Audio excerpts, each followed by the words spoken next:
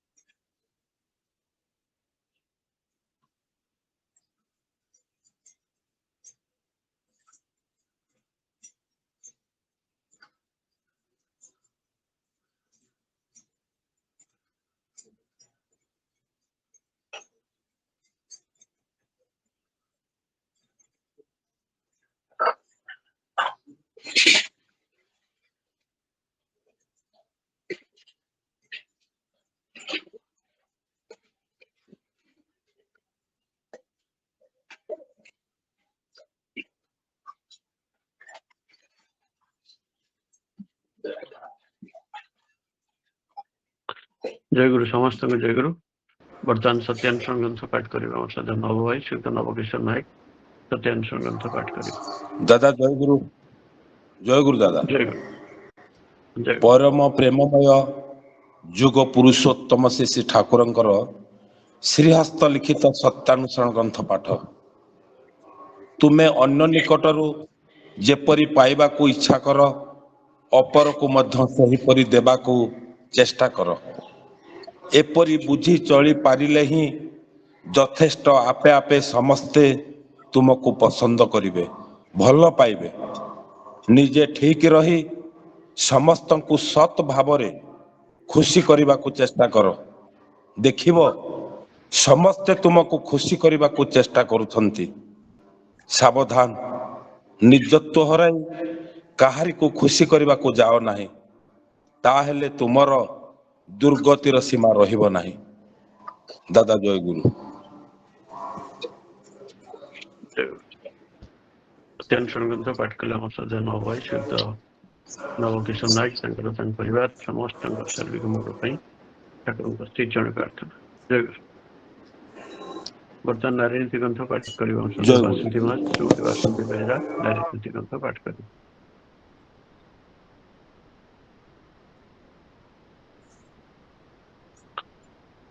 अनुरोध कर बर्तमान नारी नीति ग्रंथ पाठ करिबा हम सदा बासंती मास श्रीमती बासंती बेहरा नारी नीति ग्रंथ पाठ करिबा। भाई पढ़ी दउजी। हां पढ़ी देन पढ़ी।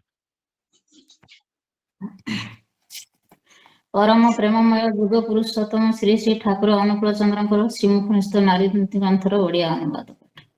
ଜୀବନ ଧର୍ମର ଇଷ୍ଟ ଇଷ୍ଟ ବା ଆଦର୍ଶ ବା ଗୁରୁ ତାହା ହିଁ ବା ସେ ଯାହାଙ୍କୁ ଲକ୍ଷ୍ୟ କରି ଅନୁସରଣ କରି ମଣିଷ ଜୀବନ ଯଶ ଓ ବୃଦ୍ଧିରେ କର୍ମୋନ୍ନତି ଲାଭ କରିପାରେ। ଆଉ ଆସକ୍ତି ବା ଭକ୍ତି ତାଙ୍କଠାରେ ନିବିଷ୍ଟ ଥିବାରୁ ପାରିପାର୍ଶ୍ୱିକ ଜଗତ ସେଥିରେ କୌଣସି ବିକ୍ଷେପ ସୃଷ୍ଟି କରି ନ ପାରି ଜ୍ଞାନରେ ସମୃଦ୍ଧ କରି ତୋଳେ। ତେଣୁ ଆଦର୍ଶ ବା ଗୁରୁଙ୍କ ଠାରେ ଐକାନ୍ତିକ ଜୀବନ ପକ୍ଷରେ ଏତେ ପ୍ରୟୋଜନୀୟ। ଅତଏବ ଧର୍ମ ସାଧନର ପ୍ରଥମ ଓ ପ୍ରଧାନ ପ୍ରୟୋଜନ ହିଁ ହେଉଛି ଇଷ୍ଟ ଆଦର୍ଶ ବା ଗୁରୁ। ଆଉ ଧର୍ମଶୀଳା ହେବାକୁ ହେଲେ ହିଁ ଦରକାର ତାଙ୍କଠାରେ ଭକ୍ତି ଓ ତାଙ୍କର ଅନୁସରଣ ଓ ଆଚରଣ। ସେ ଏପରି ଚରିତ୍ର ନେଇ ଯହିଁରେ ଏହି ଭକ୍ତି ବା ଆସକ୍ତି ସ୍ୱାମୀ ଓ ପାରିବାରିକ ସମସ୍ତଙ୍କ ଭିତରେ ଯେପରି ଏଭଳି ପ୍ରେରଣାର ସୃଷ୍ଟି କରେ, ଯେଉଁଥିରେ ସେମାନେ ଏଥିରେ ଉଦ୍ବୁଦ୍ଧ ଓ ଅନୁପ୍ରାଣିତ ହୋଇ ଉଠନ୍ତି। ଆଉ ଏପରି ହେଲେ ଯାଇ ତୁମର ସହଧର୍ମିଣତ୍ଵ ସାର୍ଥକ ହେବ, ଦେଖିବ ଉଜ୍ଜଳ ହେବ ଓ ଉଜ୍ଜଳ କରି ତୋଳିବ। ବାଣୀ ନମ୍ବର 27। ଜୟ ଗୁରୁ, ସମସ୍ତଙ୍କୁ ଜୟ ଗୁରୁ। ଜୟ ଗୁରୁ।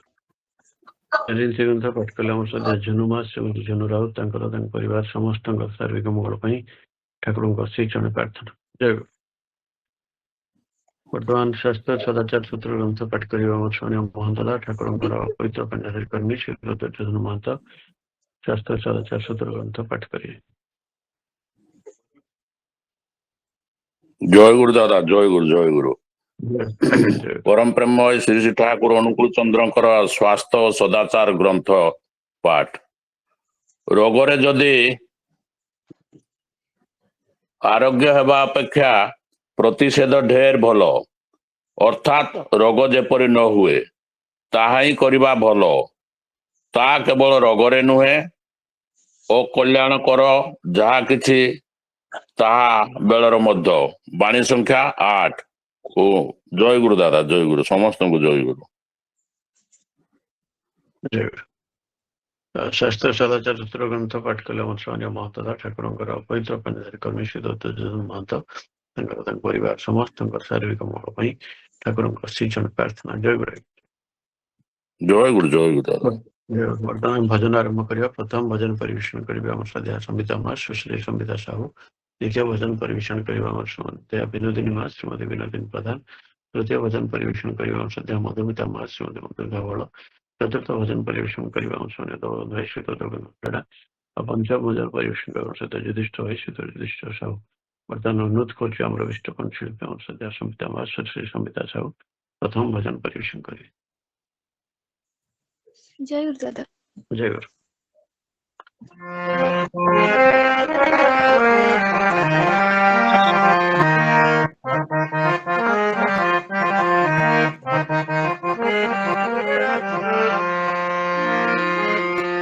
প্রভু প্রেমময় তুমি ঠাকুর, হীন প্রণতি মোর, হীন প্রণতি মোর। জানি না তুম বুঝা, জানি না তুম নীতি, জানি না তুম বুঝা, জানি না তুম নীতি। ক্ষমা করে দিও প্রেম সাগর,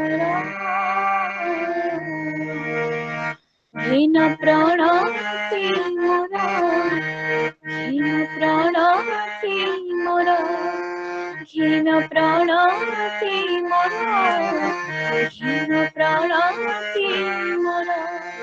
প্রভু প্রেমময় তুমি ঠাকুর, হীন প্রণতি মোর, হীন প্রণতি মোর। জানি না তুম বুঝা, জানি না তুম নীতি, জানি না তুম বুঝা, জানি না তুম নীতি। ক্ষমা করে দিও প্রেম সাগর, হীন প্রণতি মোর, হীন প্রণতি মোর, হীন প্রণতি মোর, হীন প্রণতি মোর।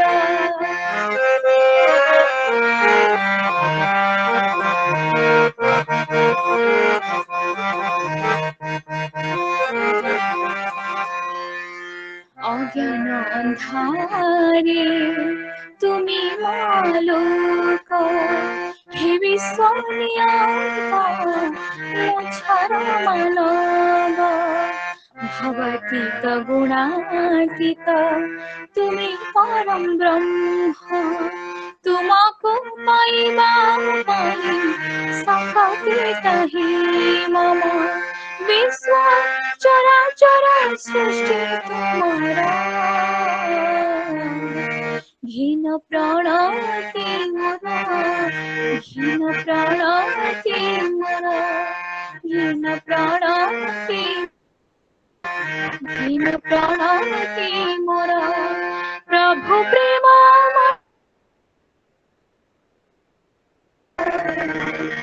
घिन प्राणति मोर घिन प्राणति मोर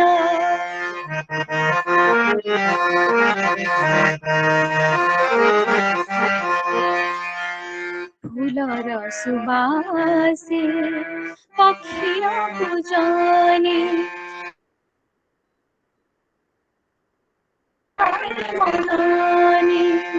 प्रलय बुकुरे सांत्वना तुम्हारी भक्तर बंधु तुम्हें दुख हारी पुण्य धरणी को धरा घिन प्राणति मोर घिन प्राणति मोर घिन प्राणति मोर घिन प्राणति मोर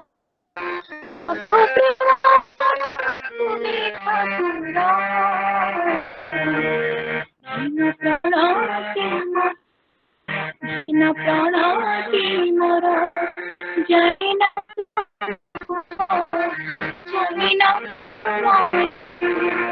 जैना जैना क्षमा करती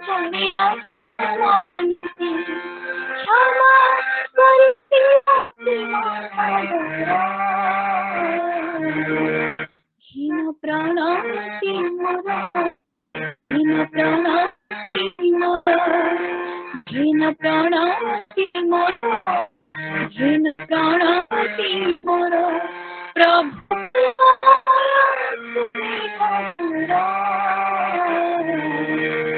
घिन प्राणति मोर घिन प्राणति मोर घिन प्राणति मोर घिन प्राणति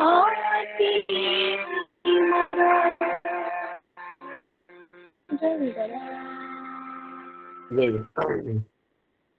খুব সুন্দর সুমধুর ললিত কণ্ঠে আমার পৃষ্ঠ কণ্ঠশিল্পী অংশদিয়া সঙ্গীতা মা সুশ্রী সঙ্গীতা ସାହୁ খুব ସୁନ୍ଦର ଭାବେ ଏହି ଭଜନ ପରିବେଷଣ କଲେ ତାଙ୍କର ପିତୃଦେବ ଆମର ସନ୍ଧ୍ୟା ଦାଦି ଭାଇଙ୍କ ହାରମୋନିୟମ ସହାୟତାରେ ଆଉ ତାଙ୍କର ତାଙ୍କ ପରିବାର ସମସ୍ତଙ୍କର ସର୍ବଦା ମଙ୍ଗଳ ପାଇଁ ଠାକୁରଙ୍କ ସେଇ ଜଣେ ପ୍ରାର୍ଥନା। ବର୍ତ୍ତମାନ ପରବର୍ତ୍ତୀ ଭଜନ ପରିବେଷଣ କରିବେ ଆମର ଅନ୍ୟତମ ବିଷ୍ଟ କଣ୍ଠଶିଳ୍ପୀ ଅଂଶଦିଆ ବିନୋଦିନୀ ମା ଶ୍ରୀମତୀ ବିନୋଦିନୀ ପ୍ରଧାନ ପରବର୍ତ୍ତୀ ଭଜନ ପରିବେଷଣ କରିବେ। ଆଜ୍ଞା ଦାଦା ଜୟ ଗୁରୁ ଉପସ୍ଥିତ ସମସ୍ତ ଭଗବାନଙ୍କୁ ଜୟ ଗୁରୁ ପ୍ରଣାମ ଜଣାଉଛି।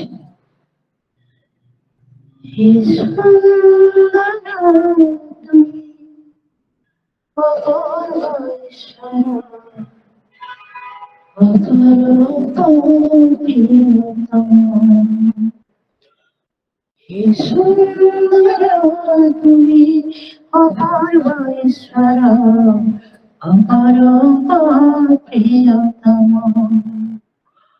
হে সুন্দর তুমি অপূর্ব ঈশ্বর অপরূপ প্রিয়তম তোমারি লাগেছি তোমাকে তোমারি লাগেছি তোমাকে তুমি জীবন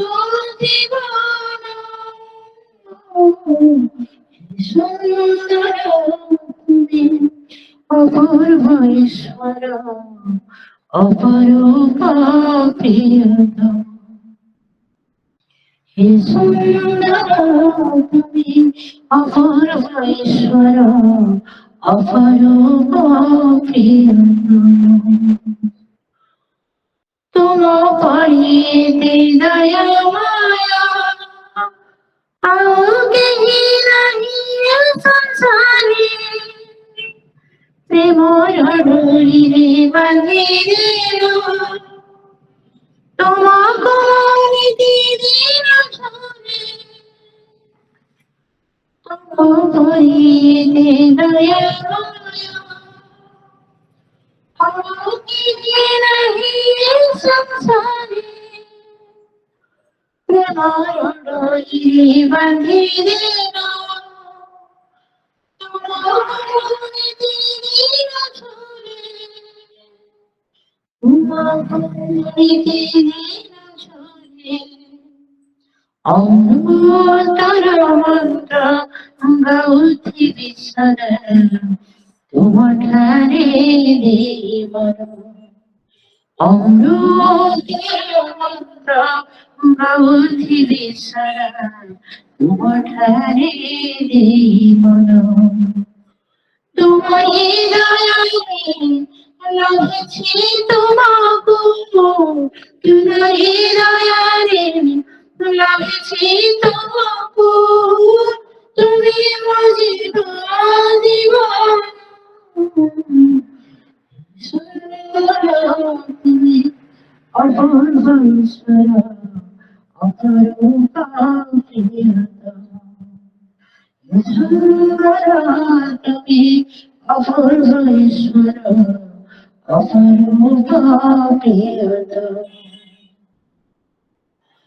কহিকে তেরি নয় বন্ধন জড়িয়েছ তোমার সাথে প্রাণ পাইছি মো তোমারি পরশ ভুলিবিনি তোমার স্নেহ প্রেম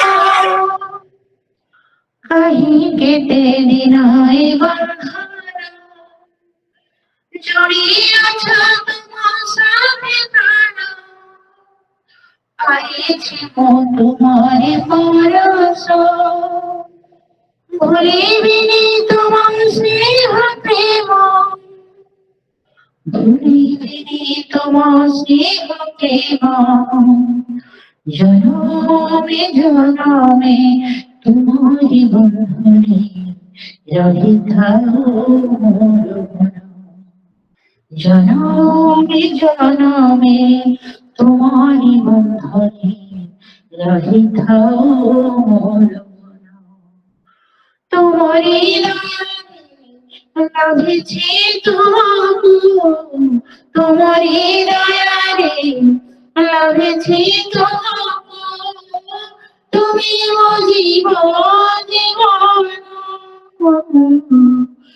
সুন্দর তুমি অপূর্ব ঈশ্বর অপরূপা প্রিয়তম হে সুন্দর তুমি অপূর্ব ঈশ্বর অপরূপা প্রিয়তম তোমারি দয়ারে লাগছে তোমাকে তোমারি দয়ারে লাগছে তোমাকে তুমি মো জীবন জীবন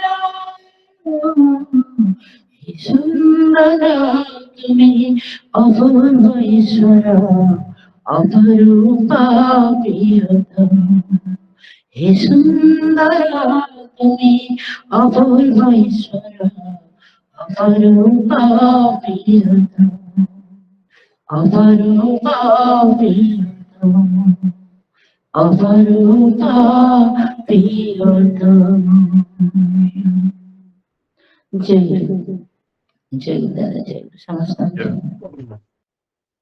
খুব সুন্দর সমুদ্র কণ্ঠের এমন অভিষ্ট কণ্ঠশিল্পী আমার শ্রদ্ধা ବିନୋଦିନୀ ମା ଶ୍ରୀମତୀ ବିନୋଦିନୀ ପ୍ରଧାନ ଖୁବ ସୁନ୍ଦର ଭାବେ ଏହି ଭଜନ ପରିବେଷଣ କଲେ ତାଙ୍କର ତାଙ୍କ ପରିବାର ସମସ୍ତଙ୍କ ସାର୍ବିକ ମଙ୍ଗଳ ପାଇଁ ଠାକୁରଙ୍କ ଶ୍ରୀଚରଣ ପ୍ରାର୍ଥନା ଜୟ ଗୁରୁ ବର୍ତ୍ତମାନ ପରବର୍ତ୍ତୀ ଭଜନ ପରିବେଷଣ କରିବେ ଆମର ଅନ୍ୟତମ ବିଷ୍ଟ କଣ୍ଠଶିଳ୍ପୀ ଆମ ଶ୍ରଦ୍ଧା ମଧୁମିତା ମା ଶ୍ରୀମତୀ ମଧୁମିତା ଫଳ ପରବର୍ତ୍ତୀ ଭଜନ ପରିବେଷଣ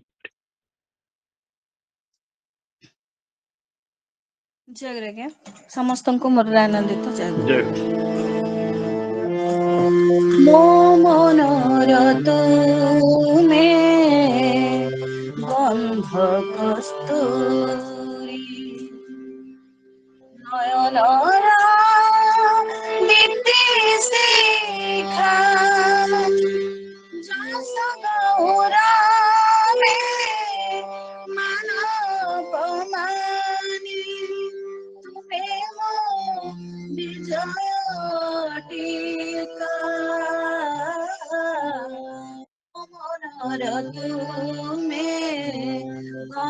কস্তুরী নয়নরাঙ্গিতে শিখা যশবহুরামে মানবতানে বিজয় টিকা মো মনর তুমে গন্ধ কস্তুরী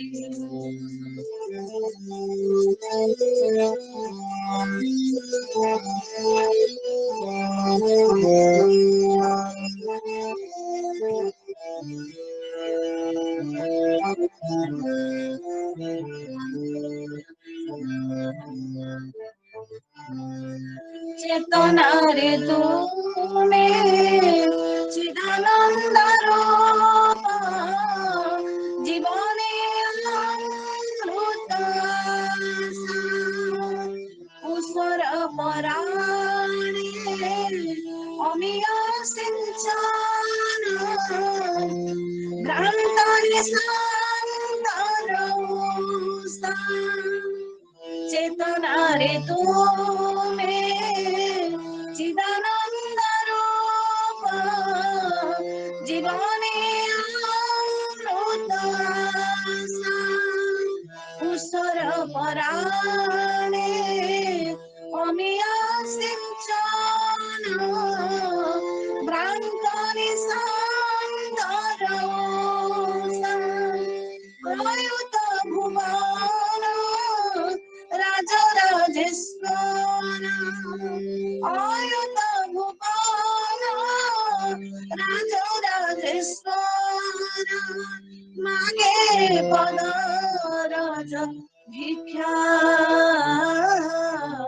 মো মনর তুমে গন্ধ কস্তুরী নয়নরাঙ্গিতে শিখা যশবহুরামে মানবতানে তুমি মো বিজয় টিকা মো মনর তুমে গন্ধ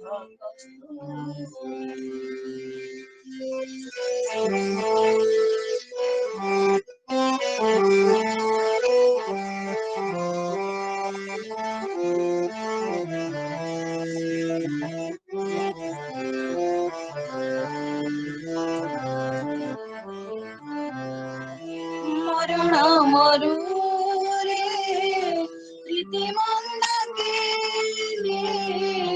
মরণ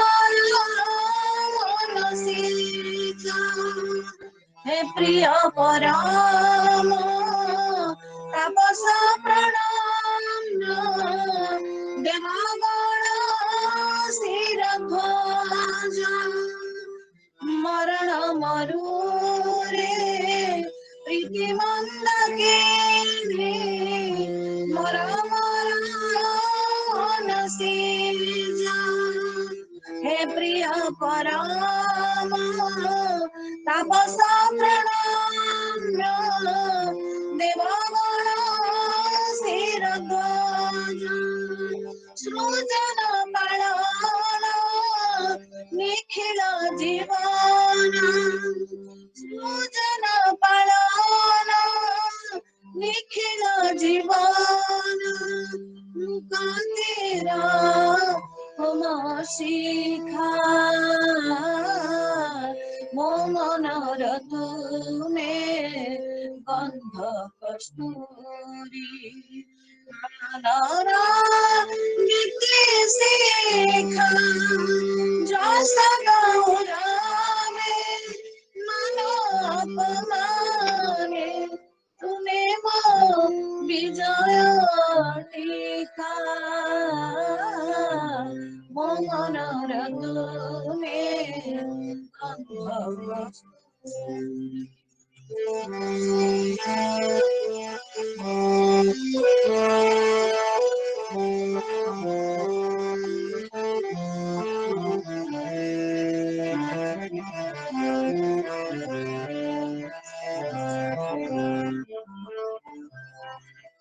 शांत बड़ा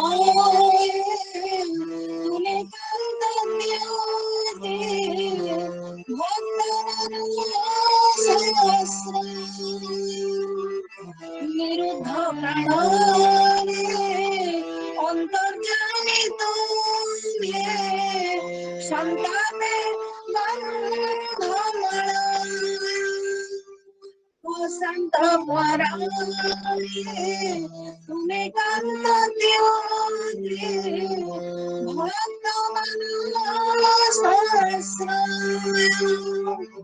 निरुद्ध प्राणारे अंतर्जामी तुम्हे संतापे बंधमणा परम दरानी हे जीवन शिल्पी परम दरानी हे जीवन शिल्पी विधिरा जीवंत लेखा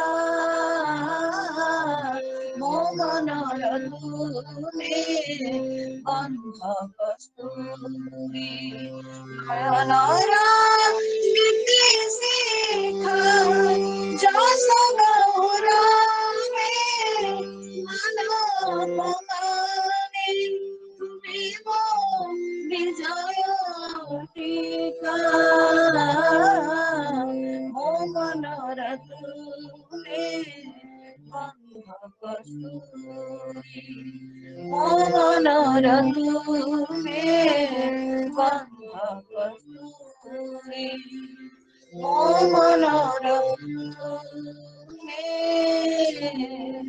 बंध कस्तूरी।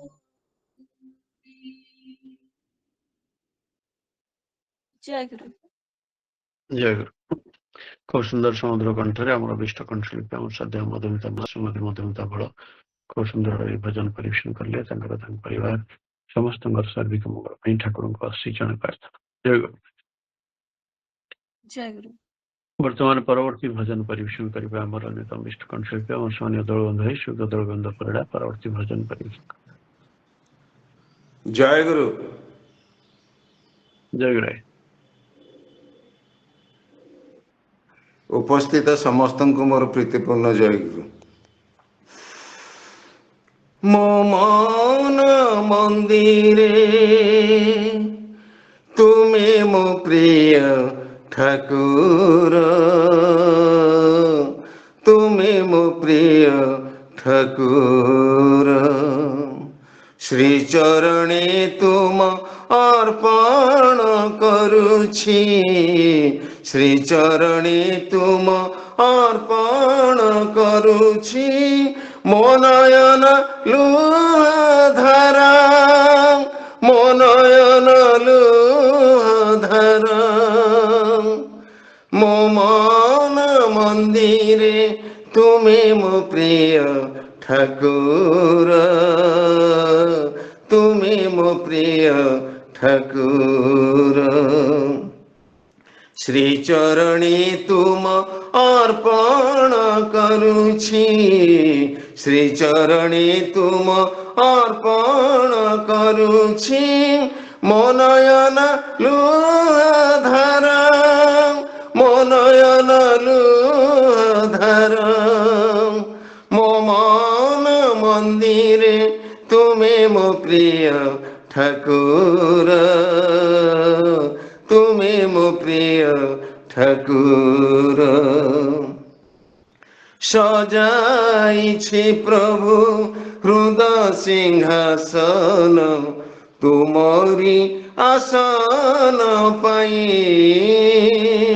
प्रेम श्रुधारे धोई देवी प्रभु तुम श्री चरण मुहि सजाइछि प्रभु हृदय सिंहासन तुमरी आसन पाई प्रेम श्रुधारे धोई देवी प्रभु तुम श्री चरण मुहि भाव मोर फूल भक्ति मोर जड़ ভাব মোর ফুল ভক্তি মোর জড় বন্দনাম ঘেনা কর বন্দনাম ঘেনা কর মো মন মন্দিরে তুমি মো প্রিয় ঠাকুর তুমি মো প্রিয় ঠাকুর দুঃখ সাগରରେ ଭାସୁଥିଲି ଯେବେ କୋଳରେ କୋଳେଇ ନେଲା ଯେଦିନ ପାଇଲି ତୁମ ସ୍ପର୍ଶ ପ୍ରଭୁ ବଞ୍ଚିବାର ବାଟ ଦେଲା ଦୁଃଖ ସାଗରରେ ଭାସୁଥିଲି ଯେବେ କୋଳରେ କୋଳେଇ ନେଲା ଯେଦିନ ପାଇଲି ତୁମ ସ୍ପର୍ଶ ପ୍ରଭୁ ବଞ୍ଚିବାର ବାଟ ଦେଲା ତୁମେ ଅଛ ବୋଲି ସବୁ ମୋର ଅଛି ତୁମେ ଅଛ ବୋଲି ସବୁ ମୋର ଅଛି ଲୋଡ଼ା ନାହିଁ କିଛି ମୋର ଲୋଡ଼ା ନାହିଁ କିଛି ମୋର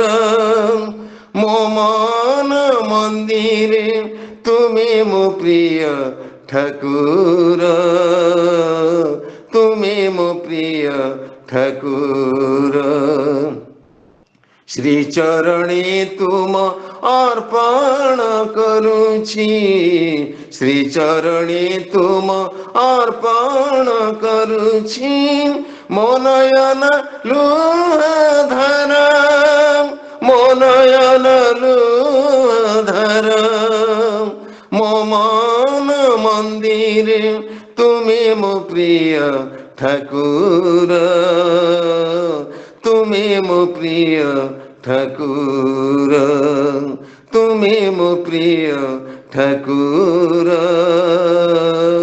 ତୁମେ ମୋ ପ୍ରିୟ ଠାକୁର ଜୟ ଗୁରୁ ଜୟ ଗୁରୁ। খুব সুন্দর ভাবে আমার বিষ্টপন শিল্পী আমার সম্মানীয় দরগন্ধ ভাই শুদ্ধ দরগন্ধ পরিডা খুব সুন্দর ভাবে ভজন পরিবেশন করলে ତାଙ୍କର ତାଙ୍କ ପରିବାର ସମସ୍ତଙ୍କ ସାର୍ବିକ ମଙ୍ଗଳ ପାଇଁ ଠାକୁରଙ୍କ ଅଶୀଜଣ ପ୍ରାର୍ଥନା। ଜୟ ଗୁରୁ। ବର୍ତ୍ତମାନ ପରବର୍ତ୍ତୀ ଭଜନ ପରିବେଷଣ କରିବା ଆମର ଅନ୍ୟତମ ବିଷ୍ଟକଣ୍ଠ ଶିଳ୍ପୀ ଆମର ଶ୍ରଦ୍ଧା ଜ୍ୟୋତିଷ୍ଠ ଭାଇ ଶ୍ରୀଯୁକ୍ତ ଜ୍ୟୋତିଷ୍ଠ ସାହୁ ପରବର୍ତ୍ତୀ ଭଜନ ପରିବେଷଣ। ଜୟ ଗୁରୁ ଦାଦା ଜୟ ଗୁରୁ। ଉପସ୍ଥିତ ସମସ୍ତ ଦାଦା ମା ମାନଙ୍କୁ ଅନ୍ତର ଭରା ଜୟ ଗୁରୁ ଜୟ ଗୁରୁ।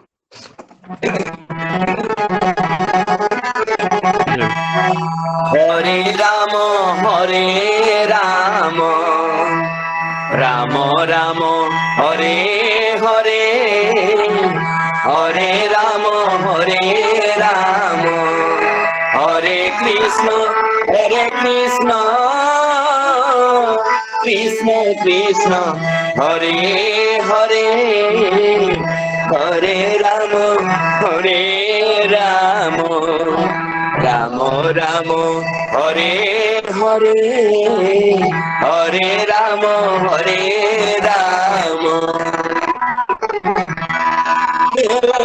হরি নাম পরমানন্দ ফুলরে হরে ফুলরে হরে আহা রাধা নাম পরমানন্দ তু ফুলরে হরে ফুলরে হরে ও কৃষ্ণ নাম পরমানন্দ তু ফুলরে হরে ফুলরে হরে আহা সত নাম পরমানন্দ তু ফুলরে হরে ফুলরে হরে এই নাম শান্তি ধাম ও এই নাম শান্তি ধাম ও এই নাম শান্তি ধাম এই ভব বারে বল হরে কৃষ্ণ হরে হরে বল হরে রাম হরে হরে বল হরে কৃষ্ণ হরে হরে বল হরে রাম হরে হরে।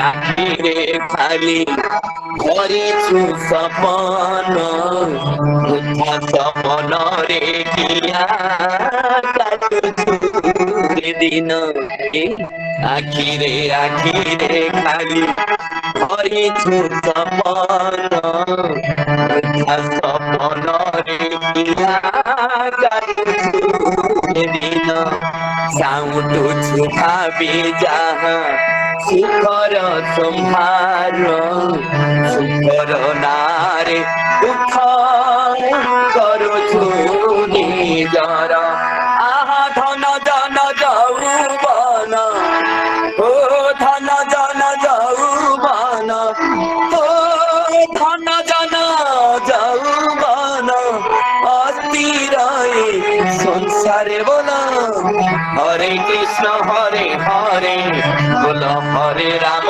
হরে হরে বল হরে কৃষ্ণ হরে হরে বল হরে রাম হরে হরে ও হরি নাম পরমানন্দ তু বলরে থরে থরে আহা রাধা নাম পরমানন্দ তু বলরে থরে থরে ও সত নাম পরমানন্দ তু বলরে থরে থরে এই নাম শান্তি ধাম আহা এই নাম শান্তি ধাম এই ভব পারাবারে বল হরে কৃষ্ণ হরে হরে বল হরে রাম হরে হরে বল হরে কৃষ্ণ হরে হরে বল হরে রাম হরে হরে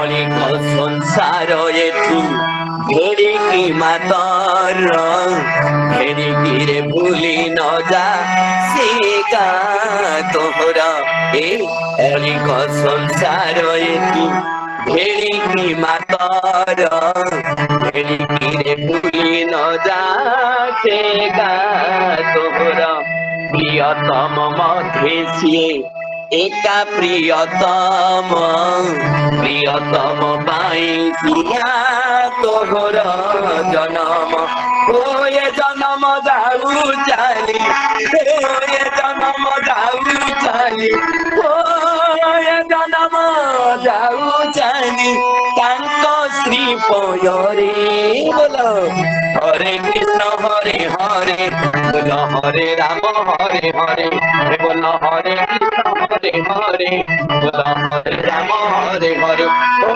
হরি রাম পরমানন্দ তু বলরে হরে হরে আহা কৃষ্ণ নাম পরমানন্দ তু বলরে হরে হরে আহা সত নাম পরমানন্দ তু বলরে হরে হরে এই নাম শান্তি ধাম ও এই নাম শান্তি ধাম আহা এই নাম শান্তি ধাম এই ভব পারাবারে বল হরে কৃষ্ণ হরে হরে বল হরে রাম হরে হরে বল হরে কৃষ্ণ হরে হরে বল হরে রাম হরে হরে বল হরে কৃষ্ণ হরে হরে বল হরে রাম হরে হরে জয় গুরু। খুব সুন্দর ভাবে আমার বিশিষ্ট কণ্ঠশিল্পী আমার শ্রদ্ধা যুধিষ্ঠির ভাই শ্রীযুক্ত যুধিষ্ঠির সাহু খুব সুন্দর ভাবে এই ভজন ପରିବେଷଣ କଲେ ତାଙ୍କର ତାଙ୍କ ପରିବାର ସମସ୍ତଙ୍କ ସାର୍ବିକ ମଙ୍ଗଳ ପାଇଁ ଠାକୁରଙ୍କ ଶ୍ରୀଚରଣ ପ୍ରାର୍ଥନା। ଜୟ ଗୁରୁ। ବର୍ତ୍ତମାନ କୀର୍ତ୍ତନ ପରିବେଷଣ କରିବେ ଆମର ସଦା ପ୍ରମୋଦ ଭାଇ ଠାକୁରଙ୍କର ପବିତ୍ର ପାଞ୍ଜନ କର୍ମୀ ଯୁକ୍ତ ପ୍ରମୋଦ ଚନ୍ଦ୍ର ପ୍ରଧାନ ଏବଂ ତାଙ୍କ ପରିବାର କୀର୍ତ୍ତନ ପରିବେଷଣ କରିବେ।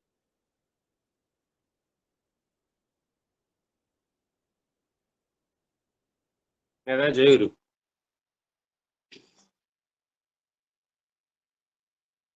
ଶୁଣାଯାଉଛି ତ? ଶୁଣାଯାଉଛି ତ? ଅନୁରୋଧ କରୁଛି ବର୍ତ୍ତମାନ କୀର୍ତ୍ତନ ପରିବେଷଣ। ଜୟ ଗୁରୁ ଆଜ୍ଞା ଜୟ ଗୁରୁ। ଜୟ ଗୁରୁ।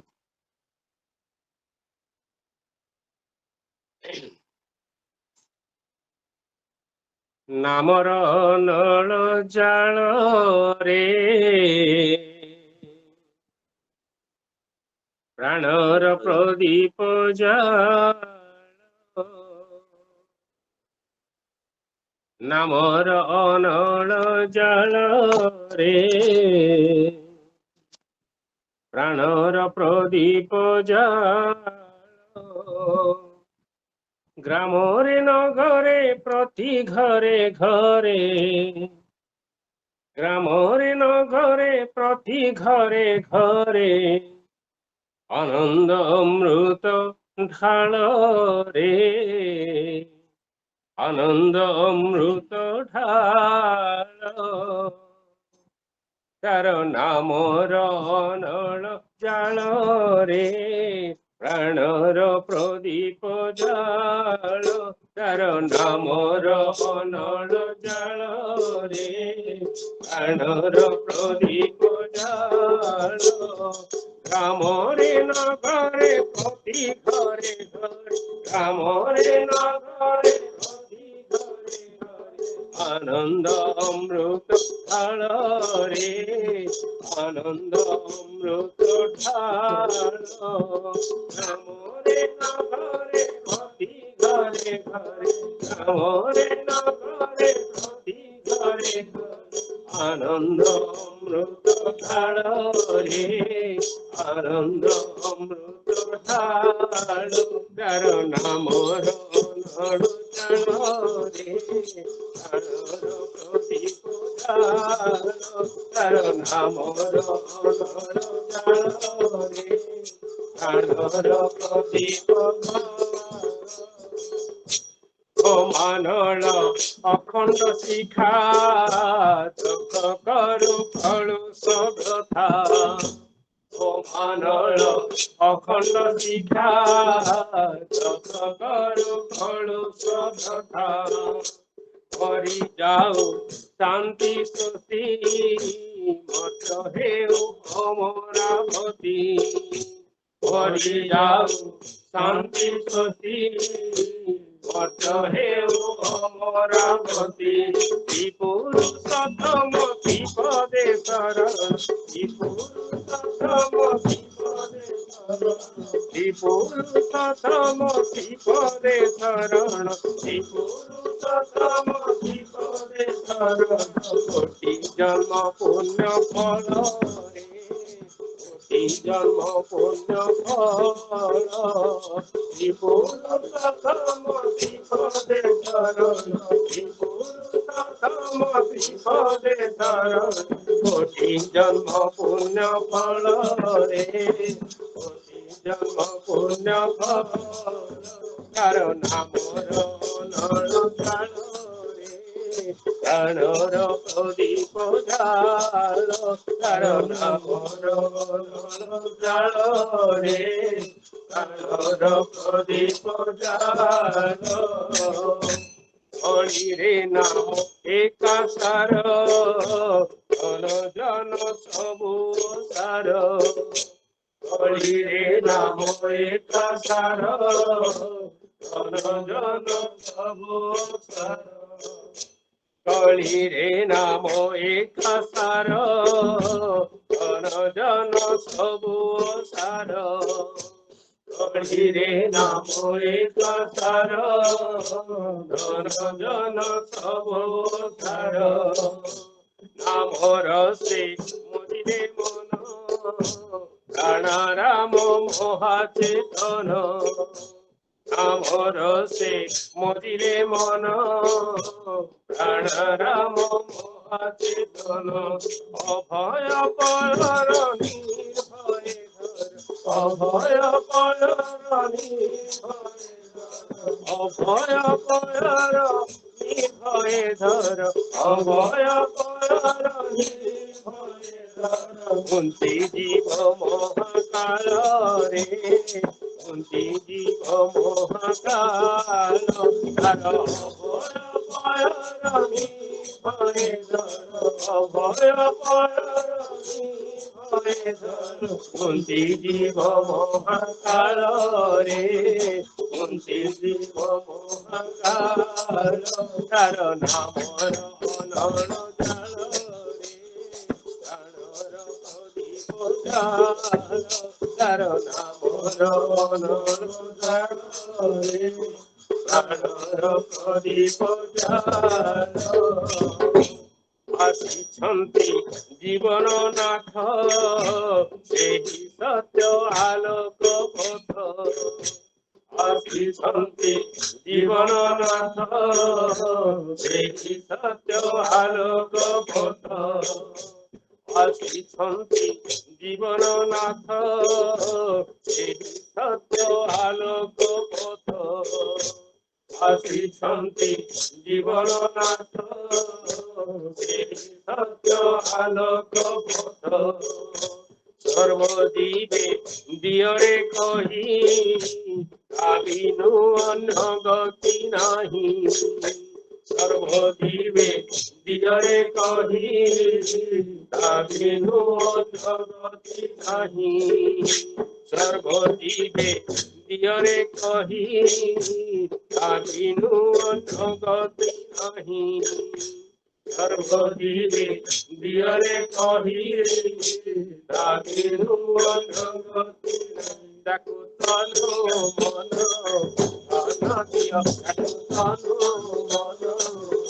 ଧନ ଦିଅ ତାକୁ ତନୁ ମନ ଧନ ଦିଅ ତାକୁ ତନୁ ମନ ଧନ ଦିଅ ହୃଦୟ ମନ୍ଦିରେ କରିନିଅ ତାକୁ ତନୁ ମନ ଧନ ଦିଅ ହୃଦୟ ମନ୍ଦିରେ କରିନିଅ ତାକୁ ତନୁ ମନ ଧନ ଦିଅ ତନୁ ମନ ଧନ ଦିଅ ହୃଦୟ ମନ୍ଦିରେ କରିନିଅ ତନୁ ମନ ଧନ ଦିଅ ହୃଦୟ ମନ୍ଦିରେ କରିନିଅ ତନୁ ମନ ଧନ ଦିଅ ହୃଦୟ ମନ୍ଦିରେ କରିନିଅ ତନୁ ମନ ଧନ ଦିଅ ହୃଦୟ ମନ୍ଦିରେ କରିନିଅ ତନୁ ମନ ଧନ ଦିଅ ତନୁ ମନ ଧନ ଦିଅ ମହାନନ୍ଦରଳେ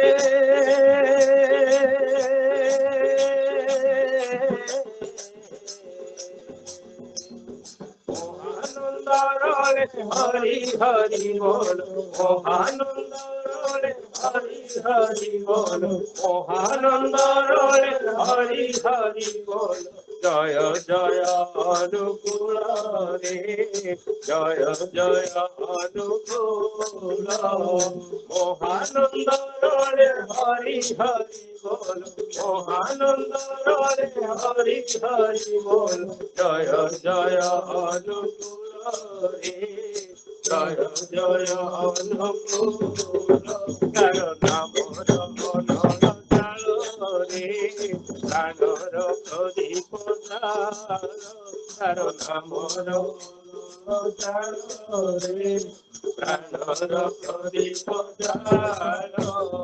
মহানন্দরলে হরি হরি বল মহানন্দরলে হরি হরি বল মহানন্দরলে হরি হরি বল মহানন্দরলে হরি হরি বল মহানন্দরলে হরি হরি বল মহানন্দরলে হরি হরি বল জয় জয় অনুকূল রে জয় জয় অনুকূল মহানন্দরলে হরি হরি বল মহানন্দরলে হরি হরি বল জয় জয় অনুকূল রে জয় জয় অনুকূল তার নামর অনর জাল রে প্রাণর প্রদীপ জাল অনর জাল রে প্রাণর প্রদীপ জাল গ্রামরে নগরে প্রতি ঘরে ঘরে গ্রামরে নগরে গ্রামরে নগরে প্রতি ঘরে ঘরে গ্রামরে নগরে প্রতি ঘরে ঘরে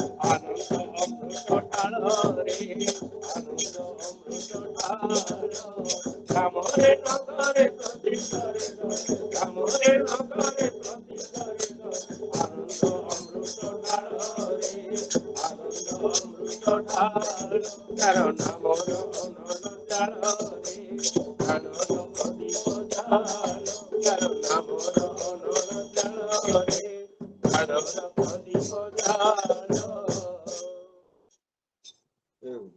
জয় গুরু জয় গুরু জয় গুরু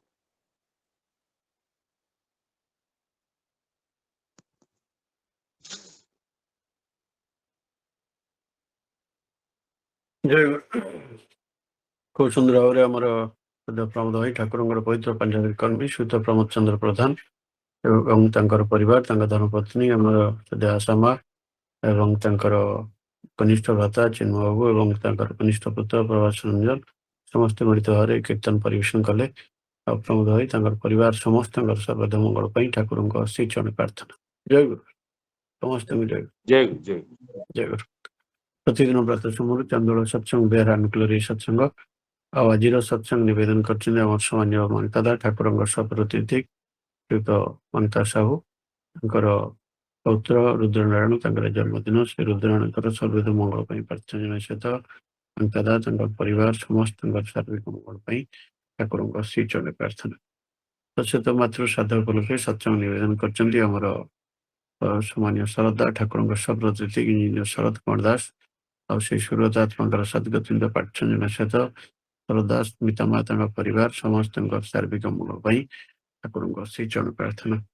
ତତ୍ସହିତ ସତ୍ସଙ୍ଗ ନିବେଦନ କରିଛନ୍ତି ଆମର ସମାନ୍ୟ ହତାନନା ଶ୍ରୀତ କୃଷ୍ଣଚନ୍ଦ୍ର ହତା, ତାଙ୍କର ପୌତ୍ର ପ୍ରୀତମ ଅର୍ଥାତ୍ ତାଙ୍କର ସୁପୁତ୍ର ପ୍ରେମ କଳପତରଙ୍କର ସୁପୁତ୍ର କନିଷ୍ଠ ପୁତ୍ର ପ୍ରୀତମ, ତାଙ୍କର ଜନ୍ମଦିନ ସେ ପ୍ରୀତମଙ୍କର ସର୍ବଦା ମଙ୍ଗଳ ପାଇଁ ପ୍ରାର୍ଥନା ଜଣାଇବା ସହିତ ହତାନା ତାଙ୍କ ପରିବାର ସମସ୍ତଙ୍କର ସାର୍ବିକ ମଙ୍ଗଳ ପାଇଁ ଠାକୁରଙ୍କ ଶ୍ରୀ ଚରଣ ପ୍ରାର୍ଥନା। ତତ୍ସହିତ ପ୍ରତିଦିନ ଭଳି ସତ୍ସଙ୍ଗ ନିବେଦନ କରିଛନ୍ତି ଆମର ସମାନ୍ୟ ସୌଭାଗ୍ୟ ଭାଇ ଶ୍ରୀଯୁକ୍ତ ସୌଭାଗ୍ୟ ରଞ୍ଜନ କୁଟିଆ, ତାଙ୍କର ତାଙ୍କ ପରିବାର ସମସ୍ତଙ୍କର ସର୍ବଦା ମଙ୍ଗଳ ପାଇଁ ଠାକୁରଙ୍କ ଶ୍ରୀ ଚରଣ ପ୍ରାର୍ଥନା। ପ୍ରତିଦିନ ଭଳି ଆମର ସତ୍ସଙ୍ଗରେ ଅନେକ ପୂଜ୍ୟ ରୀତି ଯାଜକ ଗୁରୁ ଭାଇମାନେ ମା ମାନେ ଯୋଗଦାନ କରିଛନ୍ତି।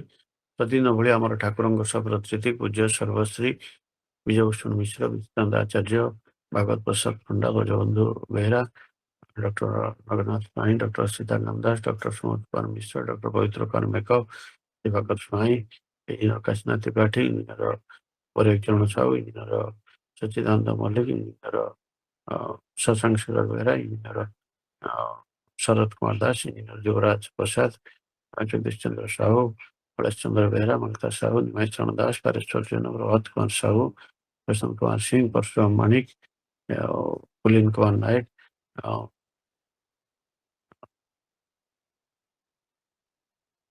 ରଘୁନାଥ ବସ୍ତିଆ, ରମେଶ ଚନ୍ଦ୍ର ନାୟକ, ରଜନୀକାନ୍ତ ପଣ୍ଡା, ରବୀନ୍ଦ୍ରନାଥ ପ୍ରଧାନ, ସନ୍ତୋଷ କୁମାର ଷଡ଼ଙ୍ଗୀ, ସୁଭାଷ ଚନ୍ଦ୍ର ଦାସ, ତାରକାନ୍ତ ବେହେରା, ପ୍ରଫେସର ଉଗ୍ରସେନ ଲେଙ୍କା, ପ୍ରଫେସର ରୁଦ୍ରରଞ୍ଜନ ତ୍ରିପାଠୀ ଏଭଳି ଅନେକ ପୂଜ୍ୟ ରୀତିମାନେ ଯୋଗ ଦେଇଛନ୍ତି। ପରବର୍ତ୍ତୀ ଅବସ୍ଥାରେ ଆଉ ଯଦି କିଏ ଯୋଗ ଦେଇଥିବେ ହୁଏତ ମୁଁ ଦେଖିନଥାଇପାରେ। ଆଉ ଆମ ପାଖରେ ଠାକୁରଙ୍କ କଥା ଯେତେବେଳେ ଧରିବେ ଜଣେ ବିଜ୍ଞପ୍ରାଜ୍ଞ ବ୍ୟକ୍ତିତ୍ୱ, ଜଣେ ସୁବକ୍ତା, ବିଶେଷ ଭାବରେ ଆମ ଜଗତସିଂହପୁର ଜିଲ୍ଲାରେ ନିଜ ଇଷ୍ଟ କାର୍ଯ୍ୟରେ ବ୍ୟାପୃତ ରଖିଛନ୍ତି ସେ ହେଲେ ଆମର ଶ୍ରଦ୍ଧା ବିଜୟ ଭାଇ, ଶ୍ରୀତ ବିଜୟ କୁମାର ସାହୁ। ଆଜି ଆମର ଅନୁରୋଧ ରକ୍ଷା କରି ଅଛନ୍ତି ଆମ ପାଖରେ ଠାକୁରଙ୍କ ହାତ ଧରିବେ, ତାଙ୍କୁ ଅନୁରୋଧ କରିବା ଆଲୋଚନା ଆରମ୍ଭ କରିବେ। ଶ୍ରୀତ ବିଜୟ କୁମାର ସାହୁ। ଜୟ ଗୁରୁ। ଭାଇ ଜୟ ଗୁରୁ ଜୟ ଗୁରୁ ଜୟ ଗୁରୁ ଜୟ ଗୁରୁ ଆଜ୍ଞା। ବନ୍ଦେ ଲୋକ ତିଳକଂ ସତତ୍ୱ ବାର୍ତ୍ତା ବିଭୂଷଣಂ ଅମର କୃତୁଶ୍ଚାರಣଂ ପ୍ରବୁଦ୍ଧଂ ଲୋକ ଜୀବନଂ ପ୍ରଣୟ ପ୍ରମତ ଜାଗଦୀପନଂ ବନ୍ଦେ ଜୀବନ ଜୀବନଂ ସତ୍ପୁରୁଷଂ প্রণমামি লক্ষ্মী মাতা সরসী রূপধারিণী অনুকূল শক্তি রূপা বিশ্বানন্দ বিধায়িনী ঋষি সম্পূজিতা দেবী পুরুষোত্তম সঙ্গিনী বিশ্ব কল্যাণময়ী মহালক্ষ্মী নমস্তুতে ব্রহ্মমার্গ প্রদর্শকম প্রেম ভক্তি বিনায়কম শান্তি স্বস্তি বিধায়কম আচার্য প্রবরং নমামি সৎসঙ্গ সংঘনেতারং শান্তি স্বস্তি বিধায়কম পুরুষোত্তম পৌত্রকম আচার্য দেবত্বং বন্দে পরম দয়াল পরম প্রেমময় পরম কারুণিক মানব জীবনর পরম উদ্ধাতা যুগ পুরুষোত্তম শ্রী শ্রী ঠাকুরঙ্কর শ্রী চরণারবিন্দরে অনন্ত কোটি প্রণাম সহিত ঠাকুর পরিবার সমস্ত সদস্য চরণরে বড় নতজানু কোটি কোটি প্রণাম।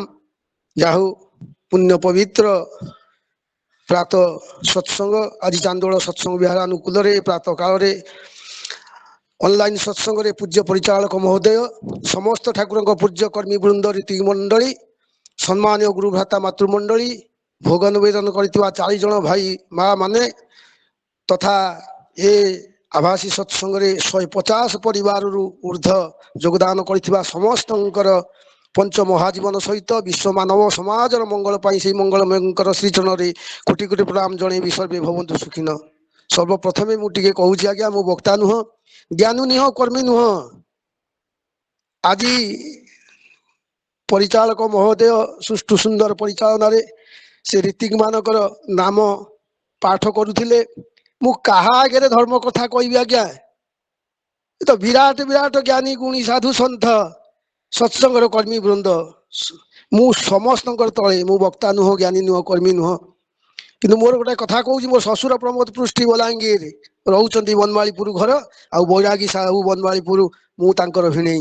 ଏତିକି ମୋର ପରିଚୟ। ଆଉ ପରମ ଦୟାଳଙ୍କର ଅଶେଷ ଆଶୀର୍ବାଦ, ଆଉ ସର୍ବପ୍ରଥମ ପାରାଦୀପର ପ୍ରାଣକୃଷ୍ଣ ଭାଇ ଏବଂ ଦେବେନ୍ଦ୍ରନାଥ ଦଳେଇ ଏସ୍ପିଆର ଇଏ ମତେ ସୁଯୋଗ ପ୍ରଦାନ କରିଛନ୍ତି।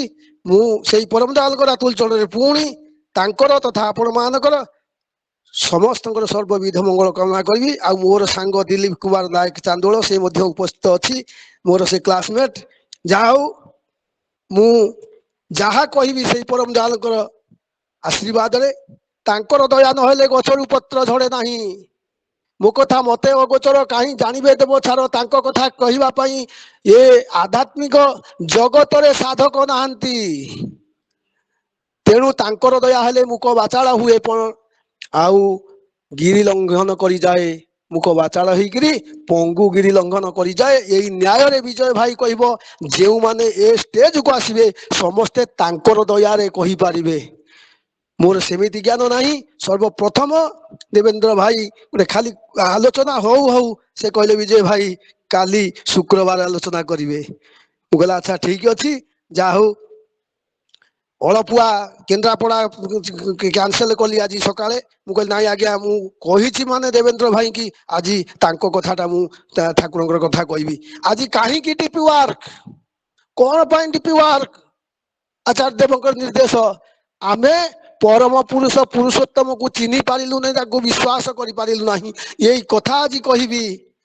ଚାରି ଯୁଗ ଚାଲିଗଲା, ସତ୍ୟତା ଦ୍ୱାପର କଳି, ଚାରି ଯୁଗରେ ଚାରି ପୁରୁଷୋତ୍ତମ ଆସିଲେ, କିନ୍ତୁ କଳି ଯୁଗରେ କେହି ପୁରୁଷୋତ୍ତମ ଆସିଲେ ନାହିଁ ବୋଲି ଆଜି ଜ୍ଞାନୀ ଗୁଣୀ ସାଧୁ ସନ୍ଥ ଅନୁଭବ କରିପାରୁନାହାନ୍ତି।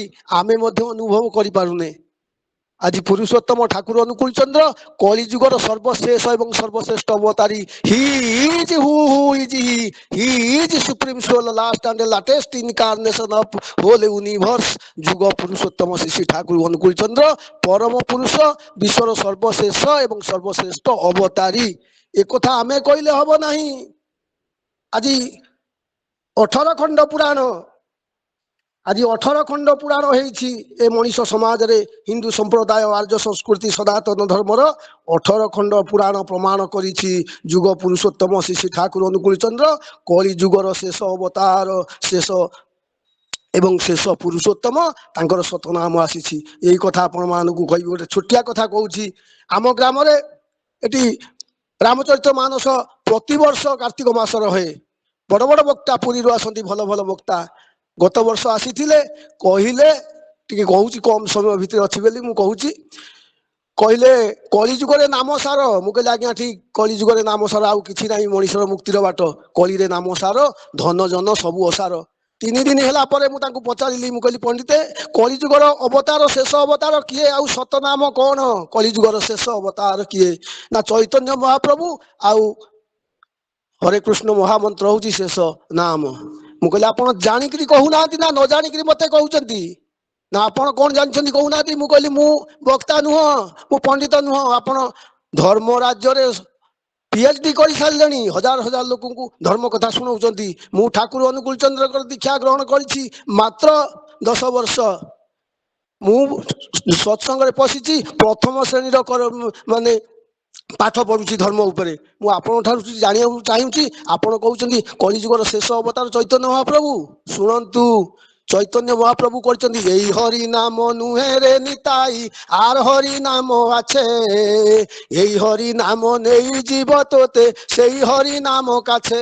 ହେ ନିତ୍ୟାନନ୍ଦ ତାଙ୍କର ଶିଷ୍ୟକୁ କହୁଛନ୍ତି, ମୁଁ ଯୋଉ କଳି ଯୁଗରେ ଆସିଲି, ମୋର ଅବତାର ଶେଷ ନୁହଁ, ଆଉ ମୋର ନାମ ଶେଷ ନୁହଁ। ମୋ ପରେ 2 ଅବତାର ଆସିବେ, ରାମକୃଷ୍ଣ ପରମହଂସ ଏବଂ ଯୁଗ ପୁରୁଷୋତ୍ତମ ଶ୍ରୀ ଶ୍ରୀ ଠାକୁର ଅନୁକୂଳ ଚନ୍ଦ୍ର ସତନାମ ଆଣିକି ଆସିବେ ଧରାଧାମରେ। ଦେଖନ୍ତୁ, ରାମଚରିତ ମାନସର ବକ୍ତା କହିଲେ ଚୈତନ୍ୟ ମହାପ୍ରଭୁ, ଚୈତନ୍ୟ ମହାପ୍ରଭୁ କହୁଛନ୍ତି ମୋର ଅବତାର ଶେଷ ନୁହଁ, ଆଇ 2 ଅବତାର ମୁଁ ହେବି। ତେଣୁ ଆଜି ସେମାନେ ମଧ୍ୟ ଜାଣିପାରୁନାହାନ୍ତି। ଏ ଜ୍ଞାନୀ ଗୁଣ ଜାଣୁଛନ୍ତି, କିନ୍ତୁ ନିଜେ ତ ଗ୍ରହଣ କରୁନାହାନ୍ତି, ଜଣଉନାହାନ୍ତି ଏ ଯୁଗର ପୁରୁଷୋତ୍ତମ ଠାକୁର ଅନୁକୂଳ ଚନ୍ଦ୍ର। ତେଣୁ 18 ପୁରାଣ ଯେତିକି ସମୟ ଆପଣ ମାନଙ୍କ ପାଖରେ ମୁଁ କହିବି, ସମୟ ଅଛି ସେତିକିରେ ମୁଁ କହିବି। 4ଟା ଯୁଗ, 4ଟା ପୁରୁଷୋତ୍ତମ, 4 ଜଣ ସତନାମ, 4ଟା ସତନାମ। କହିବି ସର୍ବପ୍ରଥମ ଗ୍ରନ୍ଥ ତ୍ରେତୟା ଯୁଗର ସନ୍ଥ ତୁଳସୀ ଦାସ ରାମଚରିତ୍ର ମାନସ ଗ୍ରନ୍ଥରେ କହୁଛନ୍ତି। ଆଜକୁ 6000 ବର୍ଷ ମାନେ ଚାଲିଗଲାଣି ତ୍ରେତୟା ଯୁଗ। ସନ୍ଥ ତୁଳସୀ ଦାସ ଲେଖୁଛନ୍ତି, ଓଡ଼ିଆରେ କହୁଛି, ଭବ ସଂସାରର ତ୍ରିତାପ ଜ୍ୱାଳାକୁ ଅପହରଣ କରିବାକୁ କଳି ଯୁଗରେ ଅନୁକୂଳ ଚନ୍ଦ୍ର ରୂପରେ ସତନାମକୁ ଆଣି ସଦ୍ଗୁରୁ ରୂପରେ ଧରାବତରଣ କରିବେ। ରାମଚରିତ୍ର ମାନସରେ ସନ୍ଥ ତୁଳସୀ ଦାସ କହୁଛନ୍ତି, ଭବ ସଂସାରର ତ୍ରିତାପ ଜ୍ୱାଳାକୁ ଅପହରଣ କରିବାକୁ କଳି ଯୁଗରେ ଅନୁକୂଳ ଚନ୍ଦ୍ର ସତନାମକୁ ସଦ୍ଗୁରୁ ରୂପରେ ଆସି ଧରାବତରଣ କରିବେ। ହେଇନାହିଁ ଆଜି, କିନ୍ତୁ ରାମଚରିତ୍ରର ବକ୍ତା କହୁଛନ୍ତି ଚୈତନ୍ୟ ମହାପ୍ରଭୁ। ଗଲା ଏଇଟା ତ୍ରେତୟା ଯୁଗର କଥା। ଦ୍ୱାପର ଯୁଗ ଆଜିକୁ 5500 ବର୍ଷ ପଳେଇଲାଣି। ଲୀଳା ପୁରୁଷୋତ୍ତମ ଆସିଲେ, ତାଙ୍କର ସଖା ହଉଛନ୍ତି ଅର୍ଜୁନ, କ୍ଲାସମେଟ ଏବଂ ଭକ୍ତ ମଧ୍ୟ। 2 ଜଣ ଭକ୍ତ, ଭଗବାନଙ୍କର ଧର୍ମ କଥା ଆଲୋଚନା ହଉଛି, ଅର୍ଜୁନ ଶୁଣୁଛନ୍ତି। ଏଇ ସମୟରେ କହିଦେଲେ, ପ୍ରଭୁ ଆପଣ କଳି ଯୁଗରେ କି ରୂପରେ ଆସିବେ? ଅର୍ଜୁନ ପଚାରିଦେଲେ କୃଷ୍ଣକୁ। ଶ୍ରୀକୃଷ୍ଣ କହିଲେ, ହେ ଅର୍ଜୁନ ଶୁଣ, କୈବର୍ତ୍ତ ପୁରାଣ 2ୟ ଭାଗରେ କହୁଛନ୍ତି, ପୁନରପି ଦେହ ବହି ମରତକୁ ଯିବି, ଦ୍ୱାପରରୁ ଯାଇ କଳି ଯୁଗେ ପ୍ରକାଶିବି, ଅନୁକୂଳ ଚନ୍ଦ୍ର ରୂପେ ଜନମ ହୋଇନ, ଆଚାଣ୍ଡାଳ ବିପ୍ରଙ୍କୁ ମୁଁ ଦେବି ସଦ ଜ୍ଞାନ। ପୁନରପି ଦେହ ବହି ମରତକୁ ଯିବି, ଦ୍ୱାପରରୁ ଯାଇ କଳି ଯୁଗେ ପ୍ରକାଶିବି, ଅନୁକୂଳ ଚନ୍ଦ୍ର ରୂପେ ଜନ୍ମ ହୋଇନ, ଆଚାଣ୍ଡଳ ବିପ୍ରଙ୍କୁ ମୁଁ ଦେବି ସଦ ଜ୍ଞାନ। ବାସ୍ତବ କଥା ହେଇନାହିଁ, ଠିକ ହେଇନାହିଁ। କୃଷ୍ଣଙ୍କ କଥା ସତ ହେଇନାହିଁ। ଆଜି ଶ୍ରୀ ଠାକୁରଙ୍କର ରୀତିକି ମାନେ ଆଜି ପୂଜ୍ୟ ପରିଚାଳକ ମହୋଦୟ ତାଙ୍କର କଥା ପଢୁଥିଲେ, ନା ଉଚ୍ଚାରଣ କରୁଥିଲେ। ବୋଧେ 15 ଜଣ ରୀତିକି ଅଛନ୍ତି ଏଠି। ପ୍ରଦୀପ ବେକବଦାଙ୍କ ସହିତ ବହୁ ରୀତିକି ଏଠି ସମାଗମ ଅଛନ୍ତି। ସଞ୍ଜୀବ ନାୟକ, ଦେବେନ୍ଦ୍ର ଦଳେଇ ଦାଦା, ଶରଦା ମାଂତା ଭାଇ, ସମସ୍ତେ ଅଛନ୍ତି, ଭାଗବତ ପ୍ରସାଦ ଦାଦା, ଏ ସମସ୍ତେ ଅଛନ୍ତି। ଇଏ ଆଜି ପୁରା ସତନାମକୁ ବାଣ୍ଟୁଛନ୍ତି, ଦିବ୍ୟ ସତନାମକୁ ବାଣ୍ଟୁଛନ୍ତି ଆଚାଣ୍ଡାଳ ବିପ୍ରଙ୍କୁ। ଠାକୁର ଅନୁକୂଳ ଚନ୍ଦ୍ରଙ୍କ ରୀତି ମାନେ ସତନାମକୁ, ସେ ସଦ ଜ୍ଞାନକୁ ଜାତି ବର୍ଣ୍ଣ ସମ୍ପ୍ରଦାୟ ନିର୍ବିଶେଷରେ ବାଣ୍ଟୁଛନ୍ତି। ଆଜି ସତ ହେଇନାହିଁ। ଆଜି ଏ ବିଶ୍ୱର 250 ଦେଶ, ଆଜି ବିଶ୍ୱରେ 250 ଦେଶରେ ଆଜି 100 ଦେଶରେ ସତ୍ସଙ୍ଗ ପ୍ରଚାର ହେଇସାରିଲାଣି, ଜାତି ବର୍ଣ୍ଣ ଧର୍ମ ନିର୍ବିଶେଷରେ। ଆଜି America, Australia, France, Africa, Nagaland, Saudi Arab, Odisha, Bangladesh, Kolkata, ମୁସଲମାନ ରାଷ୍ଟ୍ରରେ, ଖ୍ରୀଷ୍ଟିଆନ ରାଜ୍ୟରେ ମୁସଲମାନ ରୀତିକି ଅଛନ୍ତି। ଆପଣମାନେ ଜାଣିଛନ୍ତି, ଶେଖ୍ ଖଲିଲୁର ରହମାନ, ଶେଖ୍ ଉସ୍ମାନ ଗନି ଖାଁ, ଶେଖ୍ ମୁସ୍ତାକ ଅଲି ଖାଁ। ଖ୍ରୀଷ୍ଟିଆନ ରୀତିକି ଆମେରିକାର ରେ ଆର୍ଚର, ହାଉଜର ମ୍ୟାନ, ସ୍ପେନ୍ସର ଦା, ଏମାନେ ଆଜି ଠାକୁରଙ୍କର ସତନାମକୁ, ସତନାମ ହଉଛି ସଦ ଜ୍ଞାନ। ମଣିଷ ସତନାମ ପ୍ରାପ୍ତ ହେଲେ ସଦ ଜ୍ଞାନ ତାର ଆସିବ, ଜାଗ୍ରତ ହବ। ତେଣୁ ଆଜି ଏଇମାନେ ବୁଲିକିରି ଆଜି ଆଚାର୍ଯ୍ୟ ଦେବଙ୍କର ନିର୍ଦ୍ଦେଶରେ ଆଜି ସତନାମ ବାଣ୍ଟୁଛନ୍ତି, ଯାହା ଠାକୁର କହିଥିଲେ। ଇଏ ଗଲା କୃଷ୍ଣଙ୍କର କଥା। ଏ କଥା ସେଦିନ ଅର୍ଜୁନ ବିଶ୍ୱାସ କରିପାରିଲେ ନାହିଁ। ଆଜ୍ଞା ଆମେ କଣ ବୁଝିବା ଆଜି ଠାକୁର ଅନୁକୂଳ ଚନ୍ଦ୍ରକୁ? ଆମ ଠାକୁର ଅନୁକୂଳ ଚନ୍ଦ୍ର ତ ଆମ ପାଖରେ ଗୋଟେ କାଗଜ ମୂର୍ତ୍ତି ଭିତରେ ଅଛନ୍ତି, ଫଟୋ ଭିତରେ। ସେଦିନ କୃଷ୍ଣ ଜୀବନ୍ତ ଭାବରେ ଠିଆ ହେଇଥିଲେ, ଅର୍ଜୁନ ପାଖରେ କହୁଥିଲେ। ତାର ବିଶ୍ୱାସ ଆସିଲା ନାହିଁ। ଯାଇକିରି ବଡ ଭାଇ ଧର୍ମରାଜ ଯୁଧିଷ୍ଠିରଙ୍କ ପାଖରେ ପ୍ରଣାମ କଲା। କହିଲା, ଭାଇ ମୁଁ ପ୍ରଭୁଙ୍କୁ ପଚାରିଲି, ଆପଣ କଳି ଯୁଗରେ କୋଉ ଅବତାର ହେଇକିରି କୋଉ ରୂପରେ ଆସିବେ? ନା, ମୁଁ ଅନୁକୂଳ ଚନ୍ଦ୍ର ରୂପରେ ଆସିବି, ଆଚାଣ୍ଡଳ ବିପ୍ରଙ୍କୁ ମୁଁ ସଦ ଜ୍ଞାନ ଦେବି। ଧର୍ମରାଜ କହୁଛନ୍ତି, ଯୁଧିଷ୍ଠିର, ଅର୍ଜୁନ ମୁଁ ତ ଜାଣି ନାହିଁ, ମୁଁ ବୁଝିକିରି କହିବି। ତାହେଲେ ଆମେ କଣ ଠାକୁର ଅନୁକୂଳ ଚନ୍ଦ୍ରକୁ ବୁଝିବା? ଆଜ୍ଞା ଆପଣ ମାନଙ୍କର ପରମ ସୌଭାଗ୍ୟ, 150 ପରିବାର ଆଜି ସତ୍ସଙ୍ଗରେ ଯୋଗଦାନ କରିଛନ୍ତି। ମୁଁ ଦେଖି ଆଶ୍ଚର୍ଯ୍ୟ ହଉଛି। ମୋର 28ଟା 29ଟା ଲିଙ୍କ ହେଲା ଆପଣ ମାନଙ୍କ ସହିତ, କିନ୍ତୁ ଏତେ ଲୋକ କୋଉଠି ସମାଗମ ହୁଅନ୍ତି ନାହିଁ। 100 ହଉଛନ୍ତି, କିନ୍ତୁ 150 ହେଇଯାଉଛି। ମୁଁ ଆଶ୍ଚର୍ଯ୍ୟ ହେଇଯାଉଛି। ମୋର ପରମ ସୌଭାଗ୍ୟ, ଆପଣଙ୍କ ସହିତ ମୋର ଆଜି ସର୍ବପ୍ରଥମ ଯୋଗ ଯୁକ୍ତ ହେଇଛି। ପରମ ଦୟାଳୁଙ୍କର ଅଶେଷ ଆଶୀର୍ବାଦ ମୋ ଉପରେ, ଆପଣ ମାନଙ୍କ ଉପରେ ଥାଉ। ଧର୍ମରାଜ କହିଲେ, ତୁ ଯା ଅର୍ଜୁନ, ମୁଁ ବୁଝିକିରି କହିବି ପ୍ରଭୁ କୋଉ ରୂପରେ ଆସିବେ। ସେଦିନ ଯୁଧିଷ୍ଠିର ଯାଇକିରି ପହଞ୍ଚିଲେ ତ୍ରିକାଳଜ୍ଞ ଋଷି ମାର୍କଣ୍ଡ ପାଖରେ। କହିଲେ, ହେ ଋଷିବର ପ୍ରଣାମ, ଆଉ ମତେ କୁହନ୍ତୁ, ପ୍ରଭୁ ଆମର କଳି ଯୁଗରେ କୋଉ ରୂପରେ ଆସି ପହଞ୍ଚିବେ ଟିକେ ଜାଣିବା। ମାର୍କଣ୍ଡ ପୁରାଣରେ ମାର୍କଣ୍ଡ ଋଷି କହୁଛନ୍ତି ଅନୁକୂଳ ଚନ୍ଦ୍ର ରୂପେ ଯୁଗ ପରମେଷ୍ଟି ଧର୍ମକୁ ସର୍ଜନା କରି ରଖିବେ ସେ ସୃଷ୍ଟି। ଅନୁକୂଳ ଚନ୍ଦ୍ର ରୂପେ ଯୁଗ ପରମେଷ୍ଟି, କଳି ଯୁଗର ପରମ ଇଷ୍ଟ ଅନୁକୂଳ ଚନ୍ଦ୍ର। ସେ ଧର୍ମକୁ ନୂତନ ଭାବରେ ସର୍ଜନା କରିକି ସୃଷ୍ଟିକୁ ରକ୍ଷା କରିବା ପାଇଁ ଆସିବେ। ଆଜି ଆସିନାହାନ୍ତି? ଧର୍ମ ଆମେ ଜାଣିଥିଲେ ଗୀତା ଭାଗବତ ପଢିଲେ, 12 ମାସରେ 13 ଓଷା କଲେ, 500 ଲୋକକୁ ଖୋଇଦେଲେ ଧର୍ମ ହବ। ଠାକୁର ଅନୁକୂଳ ଚନ୍ଦ୍ର କହିଲେ ଏଗୁଡାକ ଧର୍ମ, କିଛି ସମୟ ତ ଭିତରେ ଧର୍ମ ଭାବ ଜାଗ୍ରତ ହବ। ଆଚାର ପରମ ଧର୍ମ, ଧର୍ମକୁ ଆଚରଣ କରିବୁ, ଅନ୍ୟକୁ ବଞ୍ଚେଇ ନିଜେ ରହିବୁ, ଧର୍ମ ବୋଲି ତାକୁ ଜାଣିବୁ, ଯାହା ଡିପି ୱାର୍କ। ସେମାନେ ଶୋଉନାହାନ୍ତି ଆଚାର୍ଯ୍ୟ ପରିବାର। ଅବିନ୍ଦାଙ୍କର ମା କହୁଛନ୍ତି ଅବିନି ଶୋଉନାହିଁ ଖାଉନାହିଁ, କାହିଁକି ନା ଅନ୍ୟକୁ ବଞ୍ଚେଇବ ନିଜେ ବଞ୍ଚିବ। ଆମେ ଆଜ୍ଞା ବଞ୍ଚି ପାରିବା କି ନାହିଁ, ଯୁଦ୍ଧ ଚାଲିଛି। ଆଜି ଭାରତର ପ୍ରଧାନମନ୍ତ୍ରୀ ନରେନ୍ଦ୍ର ମୋଦିଙ୍କ ଆଖିରେ ନିଦ ହଜି ଯାଇଛି, ଆପଣ ମାନେ ଦେଖୁଛନ୍ତି ଟିଭିରେ ୟୁଟ୍ୟୁବରେ। ଆଜି ଠାକୁର ଅନୁକୂଳ ଚନ୍ଦ୍ର ନାହାନ୍ତି ସତ, ଆଚାର୍ଯ୍ୟ ଭଦ୍ରରେ ଲୀଳା କରୁଛନ୍ତି। ସିଏ ବଞ୍ଚେଇବା ପାଇଁ ଡିପି ୱାର୍କ କରିଛନ୍ତି, ଅନ୍ୟକୁ ବଞ୍ଚାଇ ନିଜେ ରୁହେ, ଧର୍ମ ବୋଲି ତାକୁ ରୁହେ। ବଞ୍ଚିବାର ପଥ ହଉଛି ସତନାମ ସଦ୍ଗୁରୁ ସତସଙ୍ଗ। ତେଣୁ ଏ କଥା ଯେତେବେଳେ ଶୁଣିଲେ ମାନେ ଧର୍ମରାଜ ଯୁଧିଷ୍ଠିର ଶୁଣିଗଲେ, ଖୁସି ହେଇଗଲେ। ବାସ୍ତବରେ ପ୍ରଭୁ ଆସିବେ ଅନୁକୂଳ ଚନ୍ଦ୍ର ରୂପରେ, ପରମ ଇଷ୍ଟ ଭାବରେ ଧର୍ମକୁ ସଜନା କରି ଏ ସୃଷ୍ଟିକୁ ରକ୍ଷା କରିବେ। ଗଲା ଏ କଥା। ଆସିଲା ପଞ୍ଚସଖା ଯୁଗ। ଆପଣଙ୍କର ତ ନେମାଳ ମଠ ଉତ୍ସବ ହେଇଥିଲା 4 ଦିନ ତଳେ। ଅନନ୍ତ ଅଚ୍ୟୁତ ଯଶୋବନ୍ତ ବଳରାମ ଜଗନ୍ନାଥ ଦାସ, ଅଚ୍ୟୁତାନନ୍ଦ ନେମାଳର ସନ୍ଥ ଅଚ୍ୟୁତାନନ୍ଦ ଦାସ 620 ବର୍ଷ ପୂର୍ବରୁ ଭବିଷ୍ୟତ କଥା ଲେଖିଛନ୍ତି।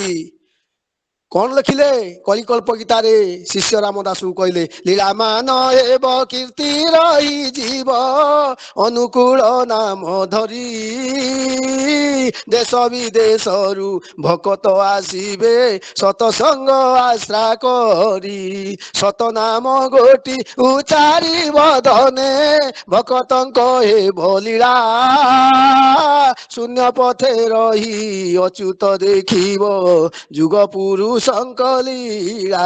ଲୀଳାମାନ ହେବ କୀର୍ତ୍ତି ରହିଯିବ ଅନୁକୂଳ ନାମ ଧରି, ଦେଶ ବିଦେଶରୁ ଭକତ ଆସିବେ ସତ୍ସଙ୍ଗ ଆଶ୍ରୟ କରି। ସତ ହେଇନାହିଁ, ଏକଥା ସତ୍ୟ ହେଇନାହିଁ। ଆପଣ ପୁରା ଯାଇଥିଲେ ପୁରୀ ଉତ୍ସବକୁ, ଯିଏ ଦେବାନେ ଦେଖିଛନ୍ତି ଜାନୁଆରୀ 11 ତାରିଖ। ପୁରୀ ଜିଲ୍ଲାର ଲୋକ ନୁହଁ, କଟକ ଜିଲ୍ଲାର ଲୋକ ନୁହଁ, ଜଗତସିଂହପୁର ଜିଲ୍ଲାର ଲୋକ ନୁହଁ, ଆସିଥିଲେ ଦେଶ ବିଦେଶରୁ ଭକତ। ଭାରତ ବାହାରୁ, ଦେଓଘରରୁ, କଲିକତାରୁ, ସବୁଆଡୁ ଭକତ ଆସିଥିଲେ। କଣ ପାଇଁ ଆସିଥିଲେ?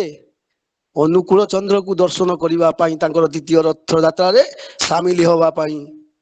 ଲୀଳାମାନ ହେବ କୀର୍ତ୍ତି ରହିଯିବ ଅନୁକୂଳ ନାମ ଧରି, ଦେଶ ବିଦେଶରୁ ଭକତ ଆସିଲେ। ଆପଣ ମାନେ ଦେଖିଲେ। ପୁଣି ସୁଧା ସର୍ଜନା ଉତ୍ସବ ଫେବୃଆରୀ 8 ତାରିଖ ବାଲିଯାତ୍ରା ପଡିଆରେ। ସିଏ ମଧ୍ୟ କମ ନଥିଲା। ଅଚ୍ୟୁତାନନ୍ଦ କହିଲେ, ସତନାମ ଗୋଟି ବଦନେ ଉଚାରି ଭକତଙ୍କ ହେବ ଲୀଳା। ଭକତ ମାନେ ଆସିଥିଲେ ସତନାମ ଉଚ୍ଚାରଣ କରି ସତ୍ସଙ୍ଗରେ ଯୋଗଦାନ କରିଥିଲେ। କହୁଛନ୍ତି ମୁଁ ଶୂନ୍ୟ ପଥେ ରହି ଅଚ୍ୟୁତ ଦେଖିବ ଯୁଗ ପୁରୁଷଙ୍କ ଲୀଳା। ମୁଁ ସେଇ ଯୁଗ ପୁରୁଷ ଠାକୁର ଅନୁକୂଳ ଚନ୍ଦ୍ରଙ୍କ ଲୀଳାକୁ ଶୂନ୍ୟ ମାର୍ଗରେ ରହି ଦେଖିବି। ଆଜି ଆମର ବିଶ୍ୱାସ ନାହିଁ, ଆମକୁ ଡିପି ୱାର୍କ କରିବା ପାଇଁ ନିର୍ଦ୍ଦେଶ ଆସୁଛି। ଆମ ଠାରୁ ହୀନ ଆଉ କିଏ? ଏ କଥା ଆଜି ଶୁଣିଗଲେ। ଆଉ ଗୋଟେ ମନ୍ମଥ ଚନ୍ଦ୍ରିକା ଗ୍ରନ୍ଥରେ କହୁଛନ୍ତି, ଗୋପାଳରେ ସଦା ବଢଇ ପିରତି ହେ ବିନ୍ଦୁ ନନ୍ଦନ ମୋର, ବନ୍ଦନା କରିବୁ ରାଧା ସ୍ୱାମୀ ପାଦ ଛନ୍ଦନ ରଖି ମନର, ମନ୍ଦର ଧରକୁ କାନ୍ଧରେ ବହିବୁ ଶରୀର ହେବ ଅମର, କନ୍ଦ ପରି ଲାଗୁ ତୋତେ ରାଧା ନାମ ଏହି ଆଶୀର୍ବାଦ ମୋର। ମନ୍ମଥ ଚନ୍ଦ୍ରିକାରେ ଆଉ ଜଣେ ତାଙ୍କ ଶିଷ୍ୟ ହଉଛି ଗୋପାଳ। କହିଲେ, ହେ ଗୋପାଳ, ତୋ ପ୍ରତି ମତେ ଏତେ ଶ୍ରଦ୍ଧା ଭକ୍ତି ପ୍ରୀତି ବଢି ଯାଇଛି, ତୁ ଶୁଣୁ, ବନ୍ଦନା କରିବୁ ରାଧା ସ୍ୱାମୀ ପାଦ। ଆଉ କଣ କହିଥାନ୍ତେ? ତ ଖୋଲିକିରି କହିଦେଲେ ସତନାମକୁ, ଛନ୍ଦନ ରଖି ମନର। ହେ ଗୋପାଳ, ତୁ ରାଧା ସ୍ୱାମୀ ନାମକୁ ଶୟନେ ସପନେ ଜାଗରଣେ ଉଚ୍ଚାରଣ କରି ଚାଲିବୁ। ମନରେ ଛନ୍ଦ କପଟ ରଖିବୁ ନାହିଁ। ତାପରେ ମନ୍ଦର ଧରକୁ କାନ୍ଧରେ ବହିବୁ। ମନ୍ଦର ଧର କିଏ ଆଜ୍ଞା? ଦ୍ୱାପର ଯୁଗରେ କୃଷ୍ଣ ମନ୍ଦର ପର୍ବତକୁ ଧରିଥିଲେ, ସେଇ କଳି ଯୁଗରେ ଆସୁଛନ୍ତି। ତାଙ୍କୁ କାନ୍ଧରେ ନେଇକି ଚାଲିବୁ, ଅର୍ଥ ତାଙ୍କର ନୀତି ନିୟମରେ ଚାଲିବୁ। କଣ ହବ? ଶରୀର ହେବ ଅମର। ଆଉ କନ୍ଦ ପରି ଲାଗୁ ତୋତେ ରାଧା ନାମ। ଏଇ ସତନାମ ରାଧା ନାମଟା କନ୍ଦ ହଉଛି ମିଠା ନୁହଁ, ଚିନି ହଉଛି ମିଠା, ଚିନିରୁ କନ୍ଦ ହଉଛି ମଧୁର। ଏଇ ରାଧା ନାମଟା ତୋତେ ମଧୁର ଲାଗୁ ରେ ଗୋପାଳ। ଏଇ ଆଶୀର୍ବାଦ ତୋତେ ଅର୍ଥ ବିଶ୍ୱ ମାନବ ସମାଜକୁ ଅଚ୍ୟୁତାନନ୍ଦ ଆଶୀର୍ବାଦ ପ୍ରଦାନ କରିଛନ୍ତି। ଆମେ ଆଜି ଦୀକ୍ଷା ଛାଡି ଦଉଛୁ, ସତନାମ ଛାଡି ଦଉଛୁ, ଇଷ୍ଟବୃତ୍ତି ଛାଡି ଦଉଛୁ। ଆମ ପଛରେ ଗୋଡଉଛନ୍ତି ଆଚାର୍ଯ୍ୟ ଦେବ ତମେ ଡିପି ୱାର୍କ କର। ସରିନାହିଁ ଆଜ୍ଞା, ଆଉ ଗୋଟେ ଗ୍ରନ୍ଥ ପ୍ରସ୍ତାବ ସିନ୍ଧୁରେ କହୁଛନ୍ତି, ଧନ୍ୟ ସେ ସତ ନାମ ଗୋଟି ହୋ ଗୋବିନ୍ଦ, ପ୍ରାଣୀ ଦୁଃଖକୁ ପାରେ କାଟି ହୋ ଗୋବିନ୍ଦ। ଗୋବିନ୍ଦ ଗୋବିନ୍ଦ ଗୋବିନ୍ଦ ଗୋବିନ୍ଦ, ପଦୁ ଗଳୁଛି ମକରନ୍ଦ ଗୋବିନ୍ଦ। ଧନ୍ୟ ସେ ସତ ନାମ ଗୋଟି, ପ୍ରାଣୀ ଦୁଃଖକୁ ପାରେ କାଟି। ପ୍ରସ୍ତାବ ସିନ୍ଧୁ ଗ୍ରନ୍ଥରେ କହୁଛନ୍ତି। ଦାଦା ଟିକେ ସମୟ ହେଲେ ଟିକେ କହିଦେବେ। ଧନ୍ୟ ସେ ସତନାମ ଗୋଟି, ପ୍ରାଣୀ ଦୁଃଖକୁ ପାରେ କାଟି। ଆଜ୍ଞା, ଚାରିଟା ଯୁଗ ସମାନ ନୁହଁ, ଚାରି ଯୁଗର ଚାରି ପୁରୁଷୋତ୍ତମ ସେ ସମାନ ନୁହଁ, ଚାରି ଯୁଗର ଚାରି ସତନାମ ସେ ସମାନ ନୁହଁ, କମ ବେଶୀ ରହିଛି ଯୁଗ ଅନୁସାରେ।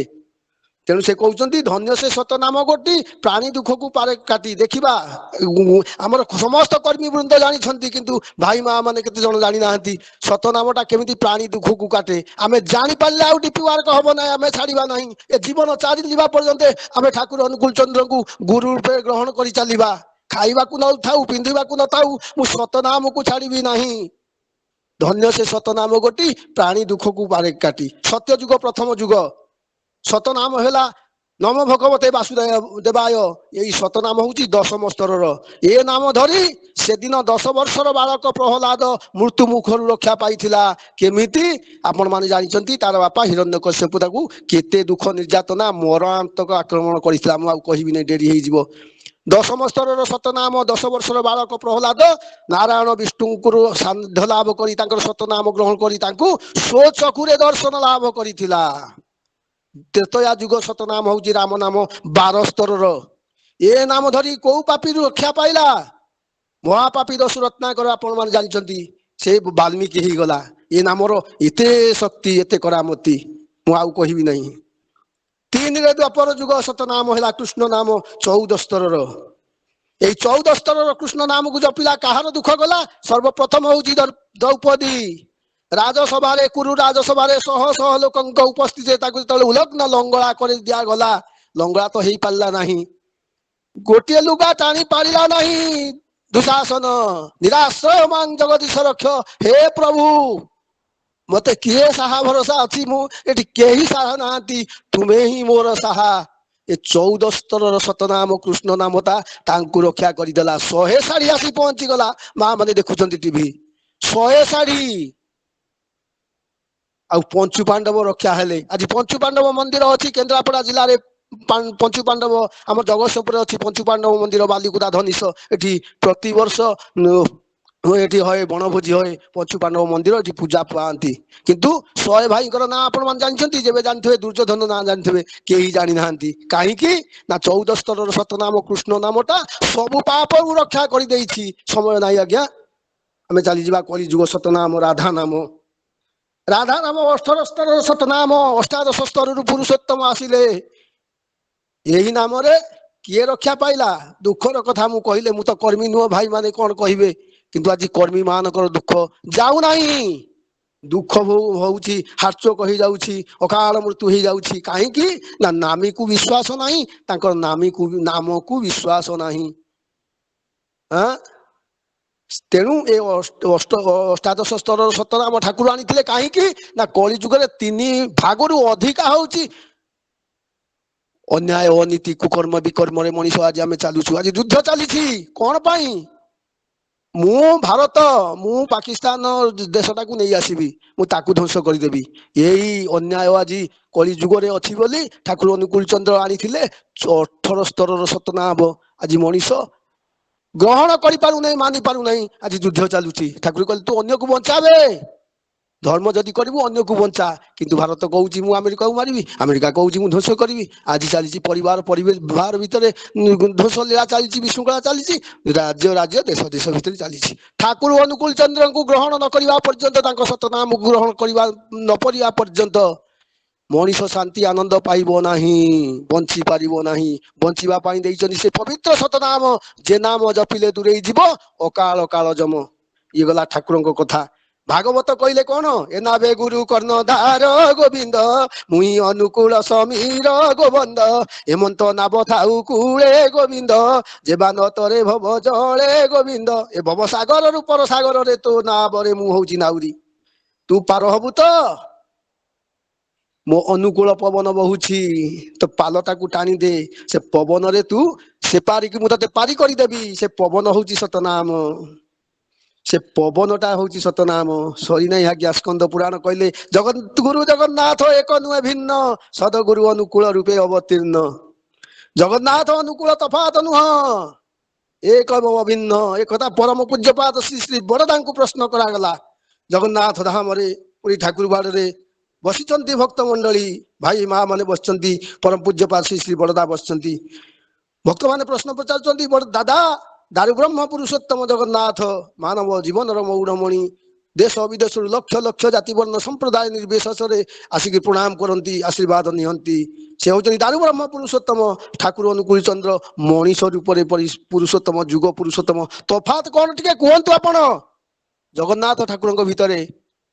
ପରମ ପୂଜ୍ୟପାଦ ଶ୍ରୀ ଶ୍ରୀ ବରଦା କହୁଛନ୍ତି, ହେ ଦାଦା ଭାଇ ମା ମାନେ, ଆଖିରୁ ଲୁହ ବହି ଯାଉଛି ତାଙ୍କର। ସଞ୍ଜୀବ ଦା ତ ଅଛନ୍ତି, ମୁଁ କଣ କହିବି ଆଉ। ଦାଦା କହୁଛନ୍ତି, ମୁଁ ଜାଣିଛି ଠାକୁର ଅନୁକୂଳ ଚନ୍ଦ୍ର ଜଗନ୍ନାଥ ଭିତରେ ରୂପର ତଫାତ। ଭାଇ ମା ମାନେ ଟିକେ ବୁଝନ୍ତୁ, ରୂପର ତଫାତ। ତାଙ୍କର ହାତ ପାଦ ନାହିଁ। ସେ କହୁଛନ୍ତି, ଆସ ଭକ୍ତ ମାନେ ମତେ ନେଇକିରି ଚାଲ, ମତେ କାନ୍ଧରେ ନେଇକି ଚାଲ, ମୋ 2-3 ନମ୍ବର ଚାଲ। ଚାଲିଥିଲା ଭକ୍ତ ଦାସିଆ, ତାପରେ ଆଉ କେହି ବୋଧେ ଚାଲି ନାହାନ୍ତି। ସେ ଜାଣିଥିଲା ମୋର ପ୍ରଭୁଙ୍କର ସବୁ ଅଛି, ନଡିଆ ପଠେଇଥିଲା, ନଡିଆ ନେଇ ଚାଲିଗଲେ। କିନ୍ତୁ ଆମ ପାଖରେ ଅଧା ଗଡା ଦିଅ ଜଗନ୍ନାଥଙ୍କର କିଛି ନାହିଁ। ବରଦା କହିଲେ ଖାଲି ତା ମାନେ ରୂପର ତଫାତ। ଠାକୁର ଅନୁକୂଳ ଚନ୍ଦ୍ର ହଉଛନ୍ତି ସଦ୍ଗୁରୁ ଆଚାର୍ଯ୍ୟ ପୁରୁଷୋତ୍ତମ। ସଦ୍ଗୁରୁ ରୂପରେ ସତନାମ ଗ୍ରହଣ କରିବ, ଆଚରଣକୁ ତାଙ୍କ ପରିବାର ଭିତରେ ଆଚରଣ କରି ଅନ୍ୟମାନଙ୍କ ଭିତରେ ସେ ଆଚରଣକୁ ଶିଖଉଛନ୍ତି। ପୁରୁଷୋତ୍ତମ ରୂପରେ ଧରାଧାମରେ ଅବତୀର୍ଣ୍ଣ ହୋଇଛନ୍ତି। ସଦ୍ଗୁରୁ ରୂପରେ ଗ୍ରହଣ କରିବ, ତାଙ୍କୁ ସତନାମ ଗ୍ରହଣ କରିବ, ତାଙ୍କର ଆଚରଣକୁ ପରିପାଳନ କରିବ। ଏ ହଉଛି ଜଗନ୍ନାଥ ଏବଂ ଠାକୁରଙ୍କ ଭିତରେ ତଫାତ। ଆଉ ଦାଦା ସମୟ ହେଇଗଲାଣି ବୋଧେ? ହ୍ୟାଲୋ ଦାଦା, ହଁ, ହ୍ୟାଲୋ ଦାଦା। 5 ମିନିଟରେ ସାରି ଦିଅନ୍ତୁ, 5 ମିନିଟ। ଆଜ୍ଞା ଆଜ୍ଞା ଆଜ୍ଞା। ତେଣୁ ଆଜି ଦେଖନ୍ତୁ, ଠାକୁର ଅନୁକୂଳ ଚନ୍ଦ୍ରଙ୍କର ଆସିବେ ଏବଂ ସତନାମ ଆସିବ। ସମସ୍ତ ଗ୍ରନ୍ଥ ପ୍ରମାଣ କରି ଦେଇ ଗଲେ, କିନ୍ତୁ ଆଜି ମଣିଷ ତଥାପି ବୁଝୁନାହିଁ। ଆଜି ଠାକୁର ଅନୁକୂଳ ଚନ୍ଦ୍ର ଏତେ ପରମ ବିସ୍ମୟ ଏବଂ ଏତେ ଆଶ୍ଚର୍ଯ୍ୟ। ଠାକୁର ମତେ ଜଣେ ପ୍ରଶ୍ନ ପଚାରିଥିଲେ ପୁରୀରେ, କହିଲେ ଆମେ କାହିଁକି ଠାକୁର ଅନୁକୂଳ ଚନ୍ଦ୍ରକୁ ଗ୍ରହଣ କରିବୁ, ପୂଜା କରିବୁ? ମୁଁ କହିଲି, ତ ଆପଣଙ୍କୁ କିଏ କହିଛି? ଠାକୁର ଅନୁକୂଳ ଚନ୍ଦ୍ର, ଆପଣ ଦୀକ୍ଷା ନେବା କେତେ ବର୍ଷ? ନା 10 ବର୍ଷ। ମୁଁ କହିଲି, 10 ବର୍ଷ ଭିତରେ ଆପଣ ଠାକୁର ଦେଖିଛନ୍ତି? ଠାକୁର 1969 ମସିହାରୁ ଶରୀର ରକ୍ଷା କରିଛନ୍ତି। ଆପଣ ଠାକୁରଙ୍କୁ ମାନିବା ଦରକାର ନାହିଁ, ଆପଣ ଅବିନ୍ଦାକୁ ମାନିପାରିବେ? ତାଙ୍କର 5 ପୁରୁଷ ନାତି, ଅଣନାତି, ପଣନାତି, ଯେ ଅବିନ୍ଦା 25-26 ବର୍ଷ ତାଙ୍କର, ତାଙ୍କୁ ମାନିବେ? ତାଙ୍କୁ ମାନିଲେ ଆପଣ ବୁଝିପାରିବେ ଠାକୁର ଅନୁକୂଳ ଚନ୍ଦ୍ର ତାଙ୍କ ଭିତରେ ଇଷ୍ଟ ଗୁରୁ ପୁରୁଷୋତ୍ତମ, ପ୍ରତ୍ୟେକ ଗୁରୁ ବଂଶଧର, ରେତ ଶରୀରେ ସୁପ୍ତ ଥାଇ ଜୀବନ୍ତ ସେ ନିରନ୍ତର। ତାଙ୍କୁ ବୁଝନ୍ତୁ। 5 ମିନିଟରେ ମୁଁ ଗୋଟିଏ କଥା କହିଦେବି, ମୁଁ ଜୀବନ୍ତ ବାସ୍ତବ ଅନୁଭୂତିର କଥା ମୁଁ ସାରିଦେବି ଆଜ୍ଞା। ଅବିନ୍ଦା କିଏ? ଠାକୁର ଅନୁକୂଳ ଚନ୍ଦ୍ର ତ ଯିଏ ଦେଖିଛନ୍ତି ସେ ପରମ ସୌଭାଗ୍ୟ। ଅବିନ୍ଦାଙ୍କର କଥା ଗୋଟେ 5 ମିନିଟ ଭିତରେ ସରିବ। ଦାଦାଙ୍କୁ ମୁଁ ପରମିଶନ ମାଗିଛି। ଆମର ଜଗତସିଂହପୁର ସତ୍ସଙ୍ଗ ବିହାରରୁ କଟରା ଗ୍ରାମ ହଉଛି 30 କିଲୋମିଟର। ସେଠି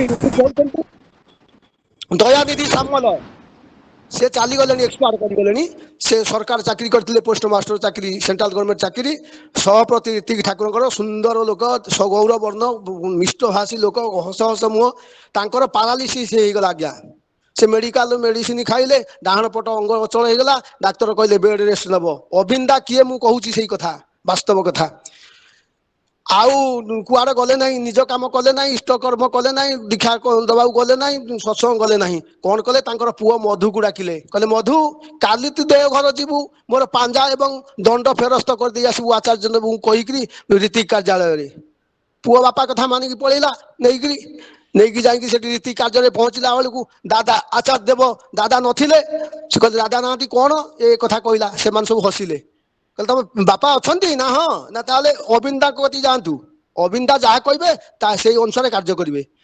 ଇଏ ଅବିନ୍ଦାଙ୍କ କତିକି ଗଲେ, ସେତେବେଳେ ପ୍ରାର୍ଥନା ସମୟ, ସନ୍ଧ୍ୟା ପ୍ରାର୍ଥନା ସମୟ ଦେଓଘରର। ଅବିନ୍ଦା ଶୁଣିଲେ, କହିଲେ ତମେ ବସ, ପ୍ରାର୍ଥନା କର, ପ୍ରାର୍ଥନା ପରେ କଥାବାର୍ତ୍ତା ହେବା। ପ୍ରାର୍ଥନା ପରେ ମଧୁ ଭାଇ କଣ କଲେ, ପ୍ରଣାମ କରିକି ଅବିନ୍ଦାଙ୍କୁ କହିଲେ। ଅବିନ୍ଦା ସବୁ ଶୁଣିଗଲେ ବାପାଙ୍କର କଥା। ଏଇଭଳି ଭାବରେ ବାପାଙ୍କର ବେଡ୍ ରେଷ୍ଟ, ସେ ମତେ ପାଞ୍ଜା ଫେରସ୍ତ କରିବାକୁ କହିଛନ୍ତି। ଅବିନ୍ଦା କହିଲେ ଠିକ ଅଛି, ବାବା ଏବେ ତାଙ୍କ କତିରେ ଫୋନ ଅଛି, ତାଙ୍କ ସାଙ୍ଗରେ ମୁଁ କଥାବାର୍ତ୍ତା ହେଇପାରିବି ନା? ଆଜ୍ଞା। ନା ଫୋନ ଲଗାଅ, କୁହ ଆଚାର୍ଯ୍ୟ ଦେବ ନାହାନ୍ତି, ଅବିନ୍ଦାଙ୍କ ସହିତ ଆପଣ କଥା ହେବେ। ଇଏ ଲାଗିଲା, ବାବା ଜୟଗୁରୁ ପ୍ରଣାମ, ଆଉ ଆଚାର୍ଯ୍ୟ ଦେବ ନାହାନ୍ତି, ଅବିନ୍ଦା ଆପଣଙ୍କ ସହିତ କଥା ହେବେ, ଟିକେ ଫୋନ ଧରନ୍ତୁ। ସେ ଧଇଲେ। ଅବିନ୍ଦା ତ ସବୁ ଜାଣି ଯାଇଛନ୍ତି ପୁଅ କତରୁ, ଆଉ କହିଲେ ଦାଦା ଜୟଗୁରୁ, ଆପଣ କିଭଳି ଅଛନ୍ତି, କଣ କରୁଛନ୍ତି, ସବୁ ପଚାରିଗଲେ। ସେ ସବୁ କହିଲେ, ଆଚ୍ଛା ଆପଣ ପାଞ୍ଜା ଫେରସ୍ତ କରିଛନ୍ତି, ଦଣ୍ଡ ଫେରସ୍ତ କରିଛନ୍ତି ବାପା ପୁଅଙ୍କ ହାତରେ? ନା ଆଜ୍ଞା କଣ କରିବି। ନା କେମିତି କଣ ଆପଣ କଲେ? ଏଇଟା ଠାକୁରଙ୍କର ବିଧାନ। ଜଣେ କର୍ମୀଙ୍କର ଏକ୍ସପାୟାର ପରେ ତାଙ୍କର ପୁଅ ନାତି ଅଣନାତି କି କୌଣସି କର୍ମୀଙ୍କ ମାଧ୍ୟମରେ ସେ ଆସିକି ଆଚାର୍ଯ୍ୟ ଦେବଙ୍କ ରିପୋର୍ଟ ହେବ, ଏହା ଠାକୁରଙ୍କର ବିଧାନ, ଆଚାର୍ଯ୍ୟ ଦେବଙ୍କ ବିଧାନ ନୁହଁ। ଆପଣ ଥାଇକିରି କେମିତି ପଠେଇଦେଲେ? ନା ମୁଁ ତ କିଛି କରିପାରୁନାହିଁ, ଦୀକ୍ଷା ଦେଇପାରୁନାହିଁ, ସତ୍ସଙ୍ଗ ଯାଇପାରୁନାହିଁ। ନା ତାହେଲେ ଆପଣ ଦୀକ୍ଷା ଦିଅନ୍ତି, ଆପଣ ସତ୍ସଙ୍ଗକୁ ଯାଆନ୍ତି, ଆପଣ ଦୀକ୍ଷା ଦିଅନ୍ତି, ଏକଥା ମୁଁ ଜାଣିଲି। ଠିକ ଅଛି, ନା ମୋର ଭୁଲ ହେଇଯାଇଛି। ନା ଆପଣ ତ ମୋ ଆପଣଙ୍କ ପୁଅ ବୟସର, ମୁଁ ମତେ କଣ ଭୁଲ ମାଗିବେ? ଆପଣ ଠାକୁରଙ୍କୁ ଭୁଲ ମାଗନ୍ତୁ। ଆଉ ଆପଣ ବାରଣ୍ଡାକୁ ଯାଇପାରିବେ ବାହାରକୁ କେତେ ବାଟ? ନା 100 ମିଟର ବାଟ। ଆପଣ ଯାଇପାରିବେ? ନା ହଁ। ନା ଏବେ ସମୟ, ନା ରାତି ହେଇଯାଇଛି, ନା ଲାଇଟ୍ ମାରିବେ, ବାଡି ଧରିକି ଯିବେ, ଆଉ ଫୋନ ଟା କାନରେ ଲଗେଇବେ, ମୋ ସହିତ କଥା ହେବେ, ଫୋନ ବନ୍ଦ କରିବେ ନାହିଁ, କବାଟ ଖୋଲିକି ଯାଆନ୍ତୁ। ଇଏ ବାହାର ବାରଣ୍ଡା କବାଟ ଖୋଲିକି ଲାଇଟ୍ ମାରିକି ଗଲେ, ତାଙ୍କର ଗୋଟେ ଚିଆର ପକେଇଛନ୍ତି ବାରଣ୍ଡାରେ, ସବୁବେଳେ ବସନ୍ତି, ଚିଆର ଉପରେ ବସିଲେ। ଆଜ୍ଞା 2-3 ମିନିଟ୍ ମାତ୍ର ଭିତରେ କଥା।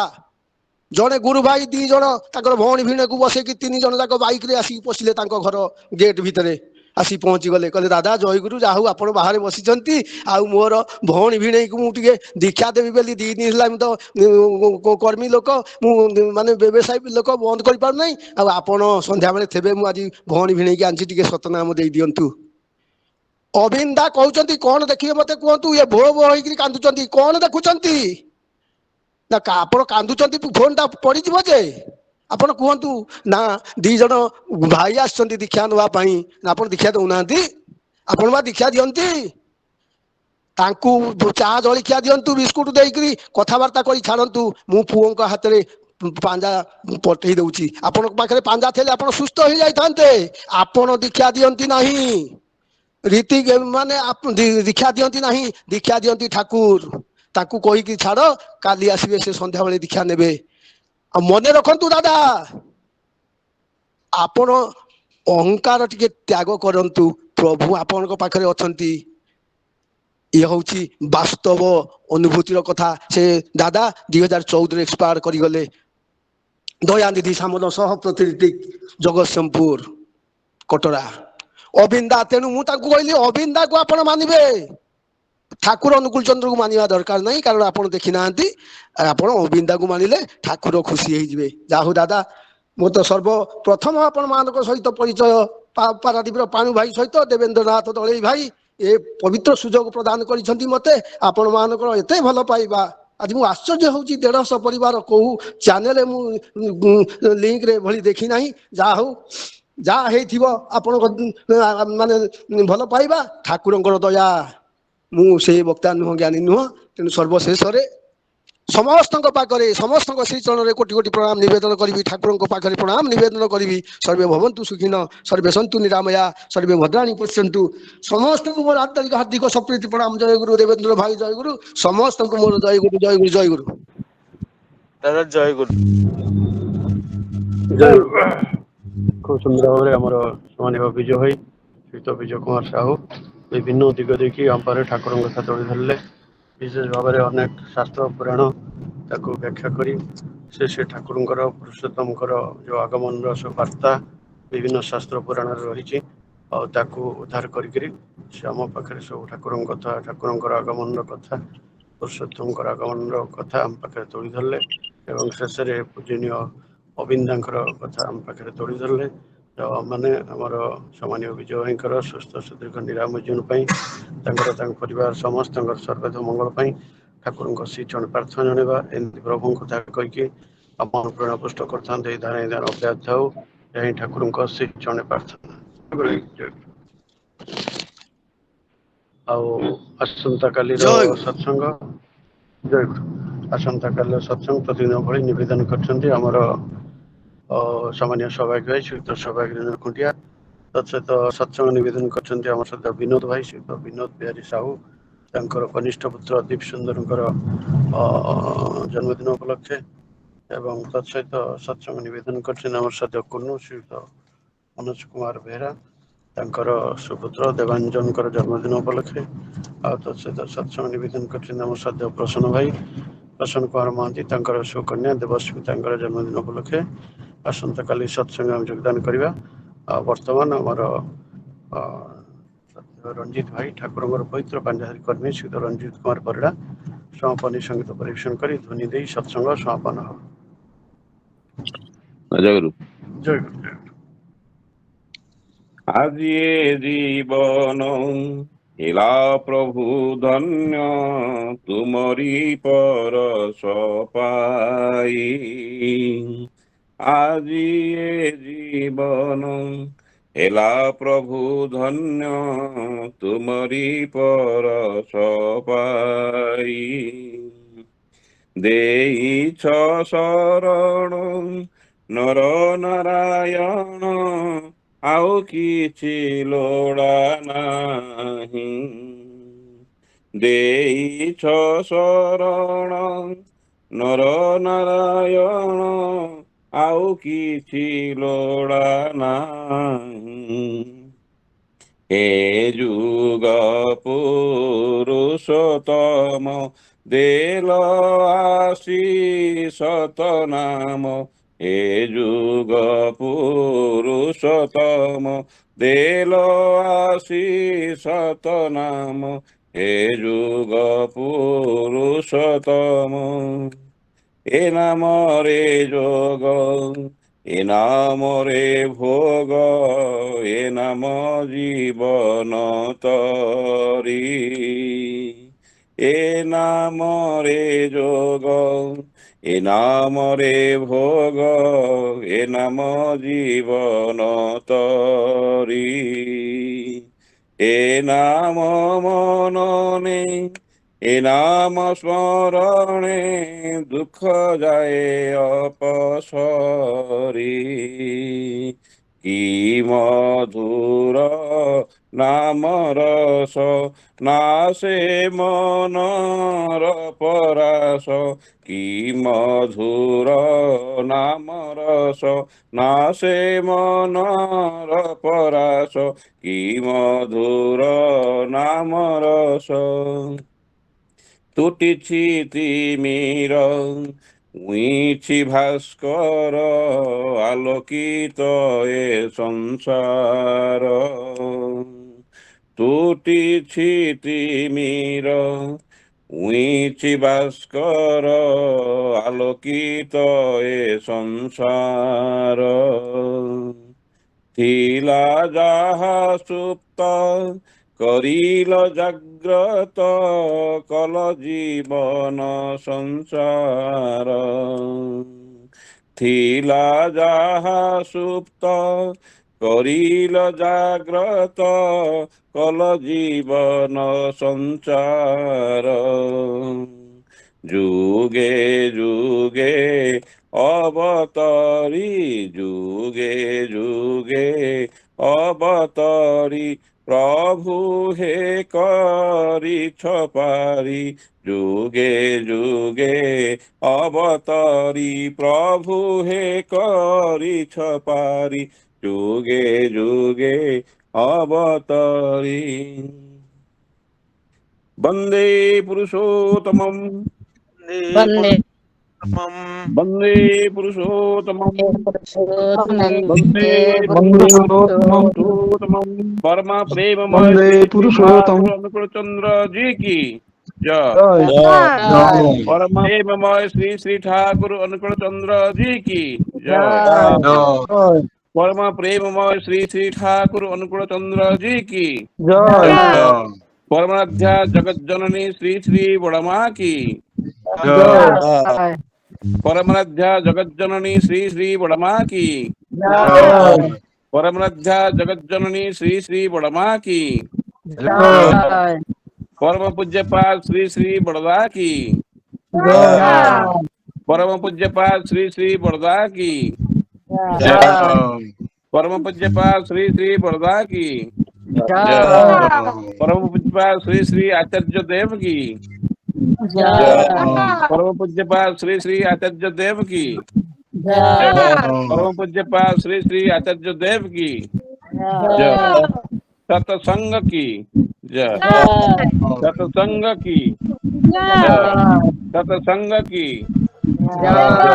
सतनाम की सतनाम की सतनाम की आद्य कृष्ण की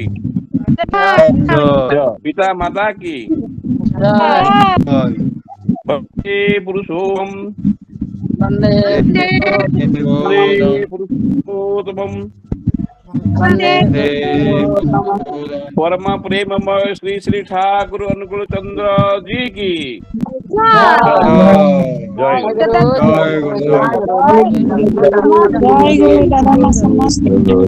जय